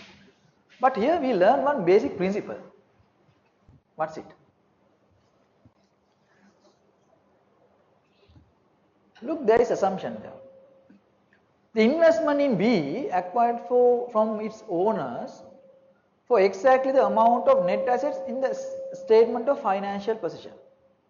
Net assets is same. What is net asset? Net asset means asset minus liabilities, which is equal to equity. Carrying value of the net asset also same. The book value and the carrying value all are at the fair value. In this question, we learn only one basic principle. What is it? Actually, we have to draw our attention only for the investment and the share or the equity in the other side. Then we reconcile investment and equity in an account called cost of control account. What was the main purpose of it is to calculate goodwill on consolidation. Let's move down and see the concept. We are going to talk about first goodwill on acquisition. Understand? Very simply, look this example. There is a business, their total asset is 10. Their liability, this is liability, this is total asset. and this is equity. This is a balance sheet. I told this kind of example before. Now 10 total asset, liability 2, equity 8. Right? Let's assume if you are going to buy business, what is the maximum price you like to offer? I told the same story when we discussed intangibles. What is the maximum price you like to offer? Not the maximum price, made a mistake. Minimum price you need to offer? 8. Why? Value of this business according to accounting terms, it is 8. At least you have to pay that one. Let's assume you are going to pay 12 for this business to buy. You are going to pay 12 to buy this business. Then what is your conclusion? You are going to buy 12, sorry, you are going to buy this business for 12. It means for what is it? We call it goodwill in business consolidation. What inside it? Actually, usually the term goodwill refers to good name of the business, kind of intangible. But if you can remember in LKS 38, we learned something called goodwill is in two forms, internally generated goodwill and externally generated goodwill. We learn externally generated goodwill can be happen in this kind of scenario and it can be recognized as part of intangible asset, but we learn internally generated goodwill is not recognized as an asset. It's a principle we learn. Actually, in this kind of thing, what are the items inside this? Is it only good name? Sometimes I like to pay 12 to buy this business because sometimes the market value of the assets are not almost similar to this book value of the asset. It is not so. Sometimes when you are going to sell this total asset, the market value is higher than that. I know it. Therefore, I like to pay some extra. Sometimes they have some brand names and all other intangibles that is not recorded inside these total assets. I know they have good name. It's also there. I know there is a locational benefit of this business. Therefore, I like to pay extra. I know there is well-trained employees in this organization. Therefore, I like to pay extra. There is good customer base in this business. I like to pay extra. They have signed already good what is called agreements with some other entities to do some transactions. Therefore, I like to pay some extra. All these commonly we call, what is it? Goodwill in business combination. Not only good name of the business. Not only that. Understand? So now hope you can understand. When you think about goodwill, now what you are going to purchase? Equity. What is this? Purchase consideration. Then in business combination easily, or business acquisition easily you can define goodwill. How? Not the good name. How do we define it? Difference between the investment made, or you can say purchase consideration, and equity purchase, or we can say it is net assets, difference between asset and liabilities. Difference between net assets on the acquisition date and the purchase consideration is known as what? Goodwill on business combination. Got it? So that's how we define goodwill in business combination. That's what we did in where? Cost of control. Understand? Investment made, net assets on the acquisition date. In this case, there is nothing difference. Therefore we call no goodwill or negative goodwill. We'll go ahead. Same story I told. Goodwill, the aggregation of consideration measured at fair value. Very simply, we call it purchase consideration minus net assets acquired.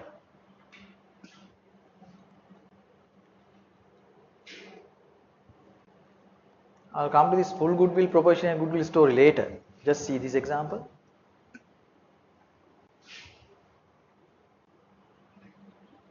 March 2015, entity A purchased entity B. Again look, all share capital of entity B.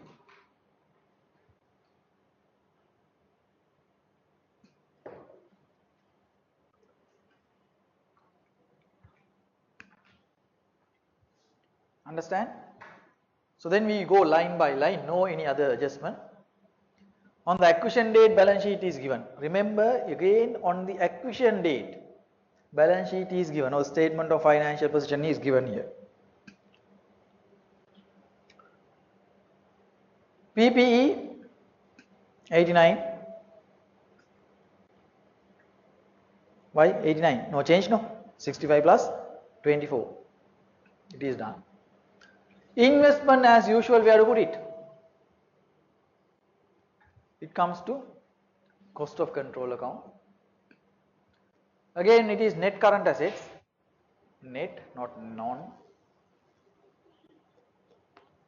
Net current assets, just take the addition of 26. Then come down to the equity side. Parents share capital as it is, we state 50. Then entity A will purchase total equity of this much. On the acquisition date, that total will be transferred to cost of control account 10 and 20. Now,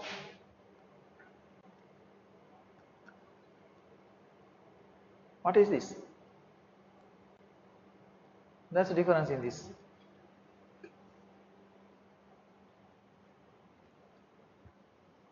Now what has happened? The purchase consideration is less than purchase consideration. How much now? 25. Or in other words, you can say investment made is less than net assets purchased from the subsidiary. You are going to purchase 30 worth of things by spending how much? 25. In the previous example that we had, I took a small example. I purchased 8 worth of things by spending 12. Why? There are some hidden assets, so unrecorded assets in the form of goodwill. That's why I paid some extra. Understand? In this case, what has happened? I paid only 25 to buy how much worth of things? 30 worth of things. Therefore, we learn the second term in consolidation. We call it profit on bargain in purchase. We call it profit on bargain in purchase. Look the term we learn. Profit on bargain in purchase. Profit on bargain in purchase means net assets on the acquisition date is greater than your purchase consideration. Therefore, it is kind of profit and should be added to group retained earnings or parents retained earnings. Understood? Then it will become 65. Look. Then this will be balanced.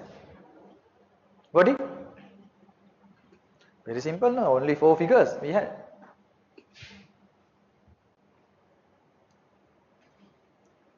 Now we have learned 2 concepts today. What are those 2? Goodwill and profit on bargain. Why do you say it's profit on bargain in purchase? Let's say if you are going to market to buy 100 worth of things, and if you ask you it's really worth 100 but you just give it me for 90, what is it? It's your profit now because of your bargaining power, nothing else. So therefore we refer it as profit on bargain purchase, right? Just assume if the scenario is like this. What's that? You purchase 30,000 worth of things by spending 35. What is this? Balance. We call it goodwill. Goodwill should be recognized as part of intangible asset in group financial statements. Goodwill should be recognized as part of intangible in group financial statements. Go ahead.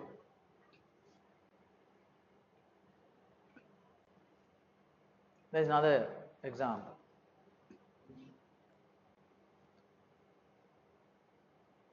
Then Sing and Wing. There are 2 entities. You can go line by line, no fixed assets. Directly investment we take into cost of control. First row, we go row by row. Second, current assets, you just take the addition here as 100. Then 75 as it is, we take parents capital. This 50 and 10 we have to take. It goes to cost of control account to reconcile with the investment made. Then this 45, no change, as it is we take into this. But here there is a difference we call 20, it comes to statement of financial position as goodwill, then it will be balanced. Very simple thing now. I told the same again. Got it? Understood? Investment 50,000 shares. Look, 50,000 shares means total. No? They have only 50,000 shares in the other side, orange shares. Assume 1 rupee each.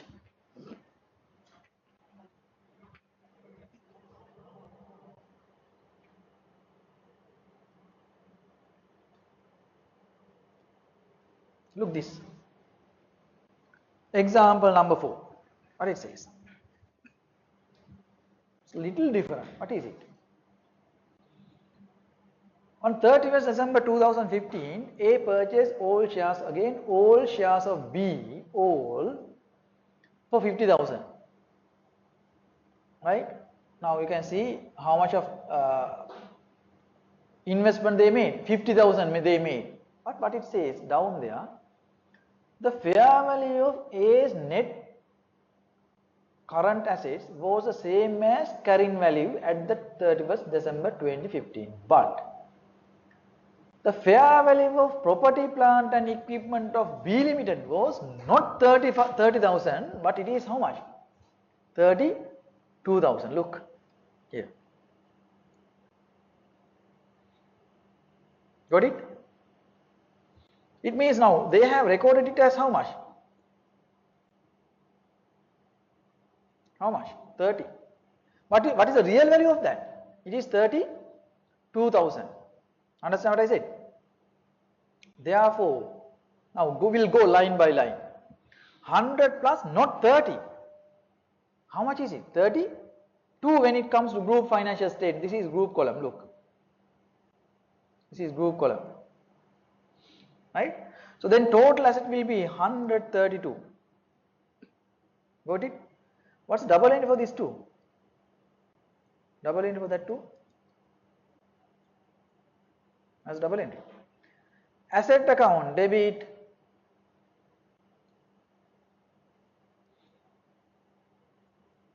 Where to credit? Cost of control credit. It's 2.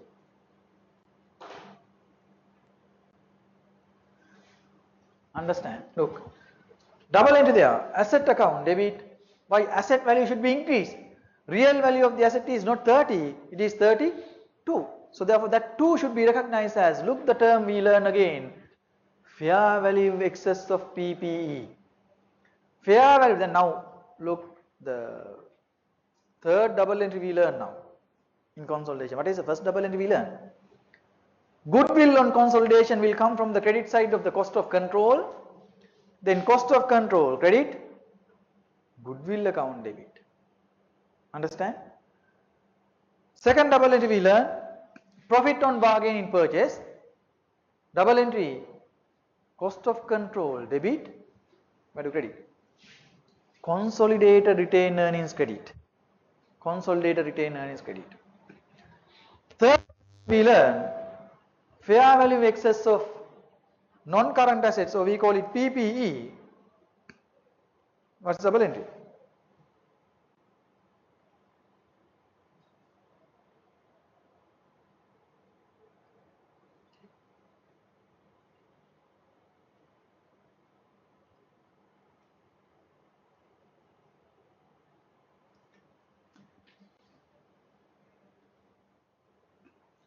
Asset account, debit, if it is fair value excess, still we are not talking about depreciation, we will talk about depreciation later. Let's assume no depreciation in this case.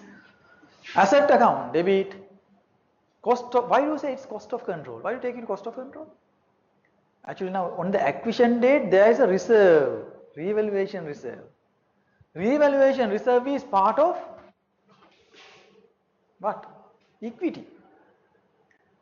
Total equity on the acquisition date, actually this side what do you take? Total equity. Total equity on the acquisition date should be taken into where? Into cost of control account. Therefore, we charge it to cost of control account, these two. Look. Another 1 point. In each question we add only 1 point, you will not believe. Only 1 point. What is the point we learn here? If there is any fair value excess of assets on the acquisition date, remember on the acquisition date, it should be recognized as part of equity at the acquisition time. Therefore, we have to recognize it as part of cost of control. Understand?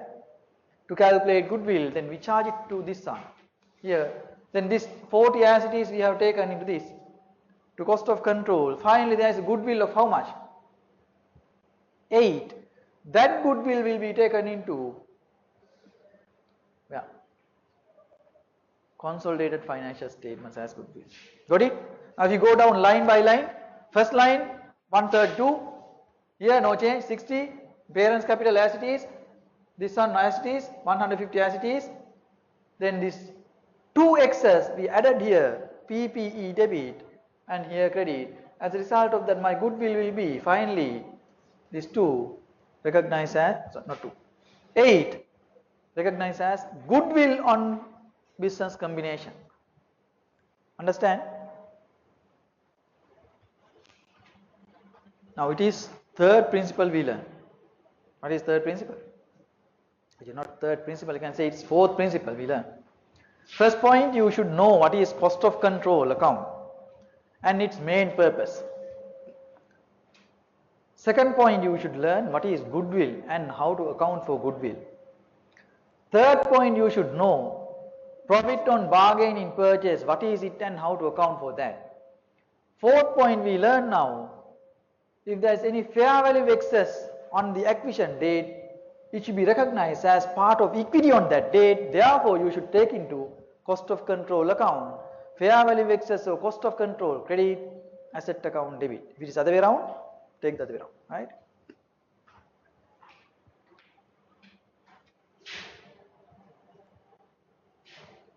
Already I have done profit on bargain purchase. Another term we are going to add. We are adding one by one. We started with basic level. We can add more than 50 points like this. That's group account finally. You have to have all these accumulating one by one. Remember the good point in consolidation, we have to accumulate. Now if you come for the next week, you can't learn anything. Why? Without if you come for the next class, you can't learn anything. Reason, I am accumulating all these learnings to next lesson. Accumulating means first point you have to use for the second, third, fourth every time. Second, again you have to learn, you have to apply for all questions. Now up to now we have learned only 4 principles. All these should be applied in all other questions. Now after learning this should be applied for all other questions. Like accumulating one by one, then finally we will have big set of points to manage in one account, one question. So that's a level we are doing, right? So that's what we call it, very simply consolidation. Now this is a very basic level we can start. This is actually not 0, we can say it's negative level. We are starting and we step by step we go up. So that's a method of teaching, because I know there are some people who are not familiar with accounting. I've learned consolidation before. Yeah. How many years back? Even 100 years back, if you have learned it, it's easy to catch. Otherwise, quite difficult. Have learned it before.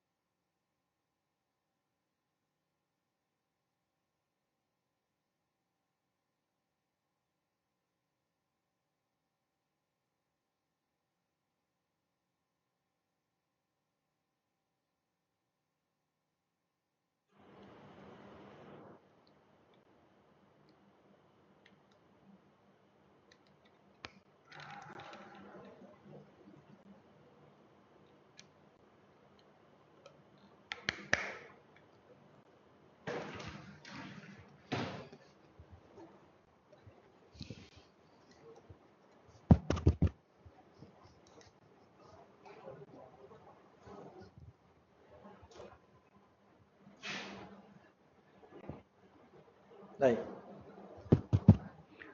The next concept you are going to learn, non-controlling interest. Actually, you may have learned something called minority interest, right? So the term now we use non-controlling interest, or usually hereafter I refer it as NCI.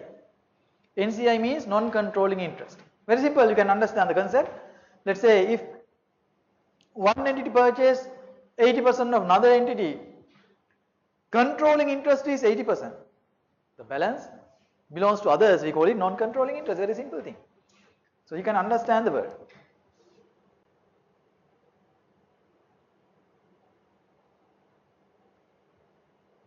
There's concept called fair value of non-NCI. What is this fair value of NCI? Now actually to learn that, I'll show you one important point.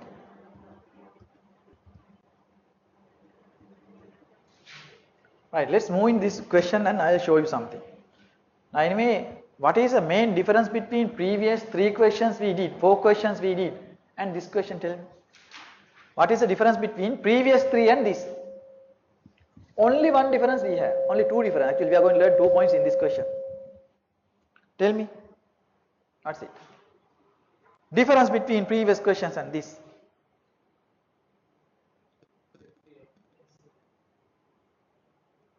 We are going to learn the concept called NCI. In the previous questions, you can remember, one entity purchase all share capital of other. But in this question, what does it mean? A purchase only 80%. That's the only difference. That means we are adding another point. Now only we are coming to real subsidiaries. Right? Entity A purchase only 80% share capital of B. In all other previous examples, entity A purchase total share capital of entity B. It means out of this total what is called equity on the acquisition date, again same date, balance sheet date and the acquisition date same. Balance sheet date and the acquisition date both are same on the same date. But is it practicable? No, we will go to that later. Sometime what happens now, we are going to report in this year, but acquisition happened 10 years back. But we don't take that kind of scenario now. Still we assume we are going to do the work on the same date. That means balance sheet date figures are equal to acquisition date figures. Right. Go ahead. What it says, same like previous story. What is it? Fair value excess. We'll do that first. What is fair value excess? It is 2. You know how to account for fair value excess now.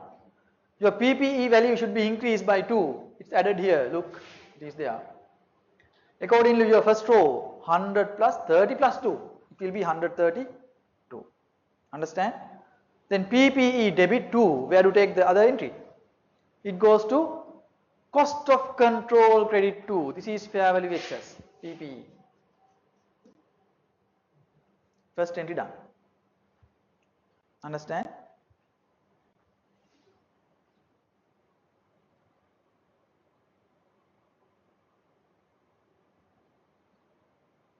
What is fair value of NCI? Now actually we purchase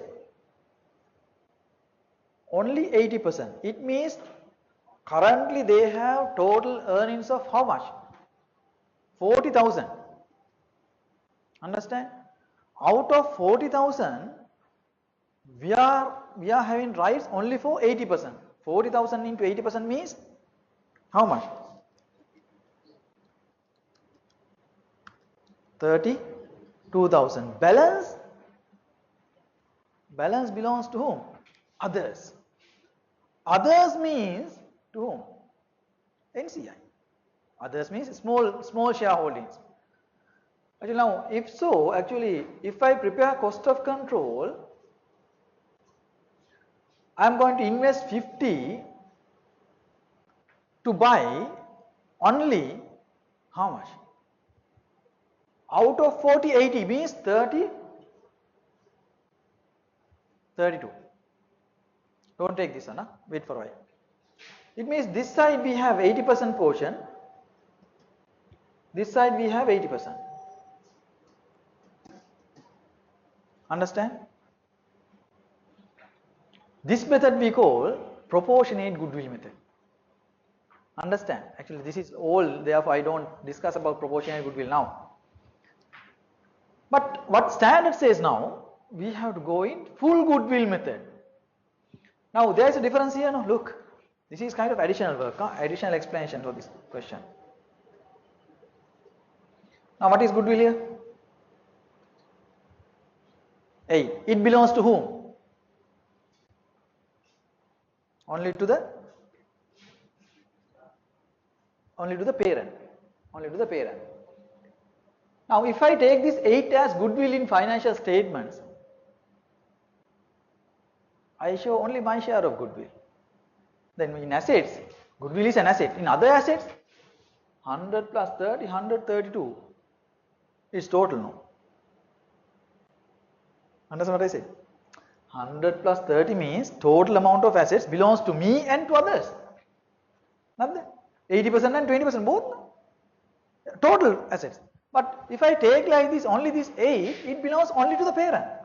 Is it fair? Then some assets for the whole, some assets only for the parent's portion. No. Therefore, what standard says, you have to go in full goodwill. This 80% side also should make 100%. How to make 100% here? To buy 80% of equity, you pay 50. To buy 100%, how much it will be? You have to add another.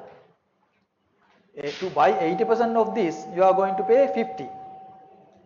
If you need to buy 100% of this, you have to pay extra 8. Understand? So then it will be 80. Understand? I'll write separately. I'll do another count here. 50 and 8 here. How do you take 8? 40 into 20%. Then 50 means 80%.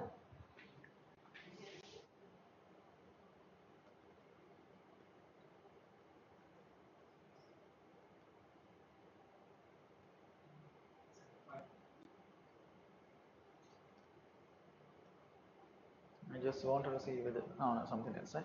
I wanted to check whether we have space there to write something. Then this 50 means 80%, this 8 means 20%, then this side will become 100%. Then this side also we can take total 40. Understand? This 8 we call fair value of NCI. Fair value of NCI. NCI should be measured at fair value, not at book value. Actually, according to this case, book value of NCI is how much? 8. So therefore, you take 40 this side, final goodwill again will take the same 8. Goodwill will remain unchanged. Even we call it full goodwill method. Now in this case, look, this is partial goodwill. This is partial goodwill or proportional goodwill. This side 80, this side also 80. 80%, 80% we compare. Or you can make it 100% by adding balance. By adding balance 20% into this side, then 50 means 80%, 8 means 20%, then this side 100%, we take total equity also 100%. Yeah, compare 100, 100. Then again total goodwill here, according to my example, is how much? 8. Understand? It is total goodwill. But look here, actually now 20% share out of this will be 8. But what it says? It is book value of equity, no? What is fair value of equity? Not fair value of equity. Fair value of net assets. Made a mistake. Non-controlling interest. NCI. They say it's 10,000. Why? It's more than that.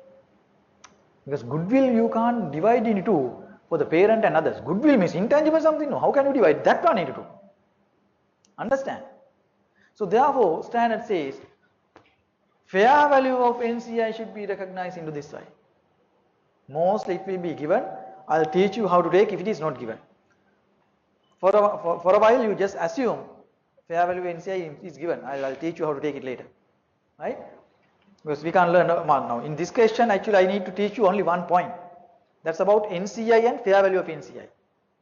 Now you can understand non-controlling means the share capital which is not belongs to the parent, belongs to others. That's one point I need to teach. Then second point, I need to tell you the double entry for fair value of NCI. Just assume it is given now, up to now. I will teach you how to take it later.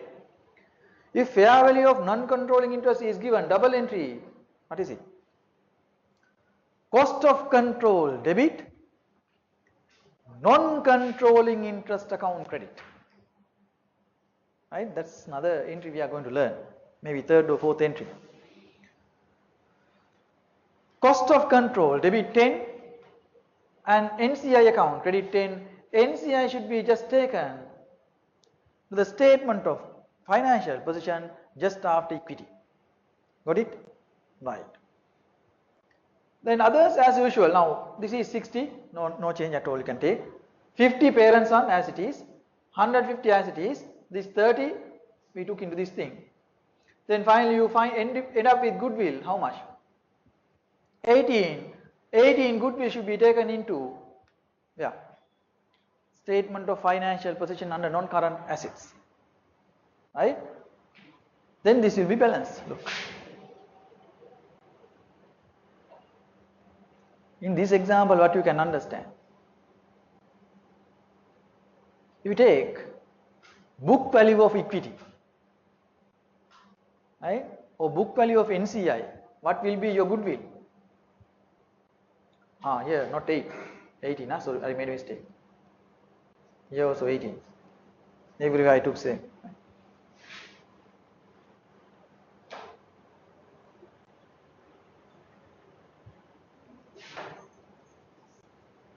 Look, I took the same. 18 goodwill. Understand? But this is too rational. Why? Goodwill cannot be split into NCI and others. It's kind of intangible. So therefore we call this method. If you value your NCI at fair value, that method we call full goodwill method. Full goodwill method. Understand? We come back to now this side also we take total equity. Now. Look, this side we take 100% of equity. This side we have 100% of investment. Investment you made for 80% and investment you made for 20%. Understand? That method we call full goodwill method. Got it? Just see another question. With that you can understand more. Think about this.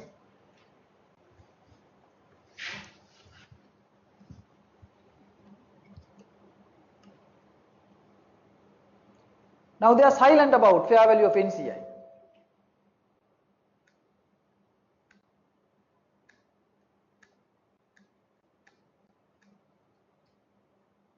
And you go in proportionate goodwill method just to learn. Then 2 you know how to record. This is third time we do the same. PPE debit 2 on the top of on the first row I have added. Property, plant and equipment debit 2. Where do you take that 2? Now we are not going to do full goodwill method. Just to see the compare with the previous one. Proportionate, but I don't take proportionate thereafter. Out of these 2 reserve, the payment will belong only how much? 80%? No. Therefore 80% I take into this 1.6. And balance 4 I take to NCI. It means look, I take only my share, parents' share. We call it proportionate goodwill method. Understand? Out of these 2, 80% goes to parent, 20% goes to others, excess again. So therefore the parents portion I took into 1.6 here, 1.6. 1.6 here, 1.6 here, and 0.4 goes to NCI, others. Investment we take as it is here. It goes to cost of control account as usual. Non-current asset we just added as 60, no change. Parent share capital as it is we took, but from this reserve, how much we take? There we have, from share capital, 80% goes to cost of control. Look, 80% goes to cost of control, balance 2 goes to NCI. 2 means 2000, huh? Out of this reserve 30, 24 means 80%. Out of this reserve 30, 20% 24, sorry 80% 24 goes to cost of control, balance 6 goes to NCI. හැම එකම දෙකට බෙද බෙද දැම්මා. අපි ඉස්සෙල්ලා එහෙමද කරේ? In the previous question, no, we didn't do so. What we do? We did split like this. Everything we took into cost of control, and this side will become 100% after adding fair value of NCI. That method we call full goodwill method. Now we have learned two terms again. Full goodwill method. This is proportionate goodwill, or we call it sometimes partial goodwill, right? So now this side actually 80%. This is 80%. This side also we have converted on only 80%. 80%, 80%. In the previous example, we took 100. The investment 80 will be converted into 100%. Got it? So now, finally, what is my NCI? Look, 8.4. It comes to statement of financial position as part of equity. But here, goodwill, it came around 16.5. This one, we take it into statement of financial position as goodwill on consolidation. Now what has happened here? This method we call partial goodwill. Part by part we share among NCI and others. Previous one we call full goodwill method.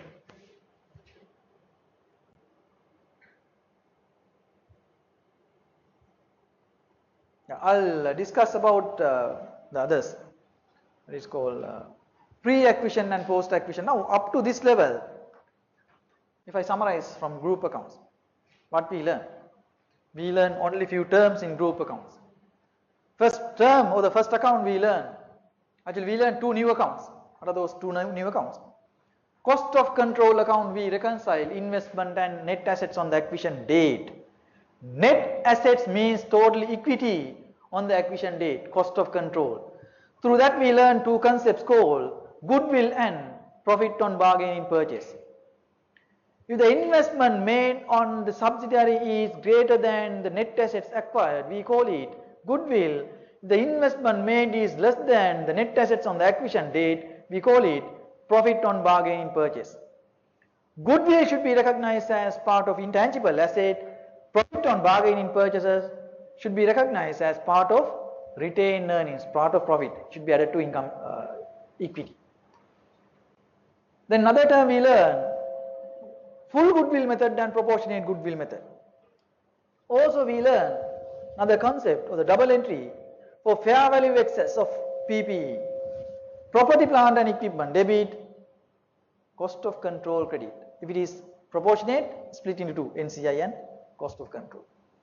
We learn another entry, double entry here for fair value of NCI, cost of control debit, NCI account credit, non-controlling interest account credit. That's all we learned today. But remember, in all these 5 examples, if you look the one important point, the balance sheet date is equal to acquisition date. Usually it doesn't happen. It doesn't happen. Usually it doesn't happen means it happens only once within the lifetime of the business. Why? Acquisition date, balance sheet date එකට සමාන වෙන එක දවසනේ එදා විතරනේ. It won't happen usually. Sometimes you work business at the beginning of the year, but you are going to prepare financial statement at the end of the year. Therefore, we have to learn another concept called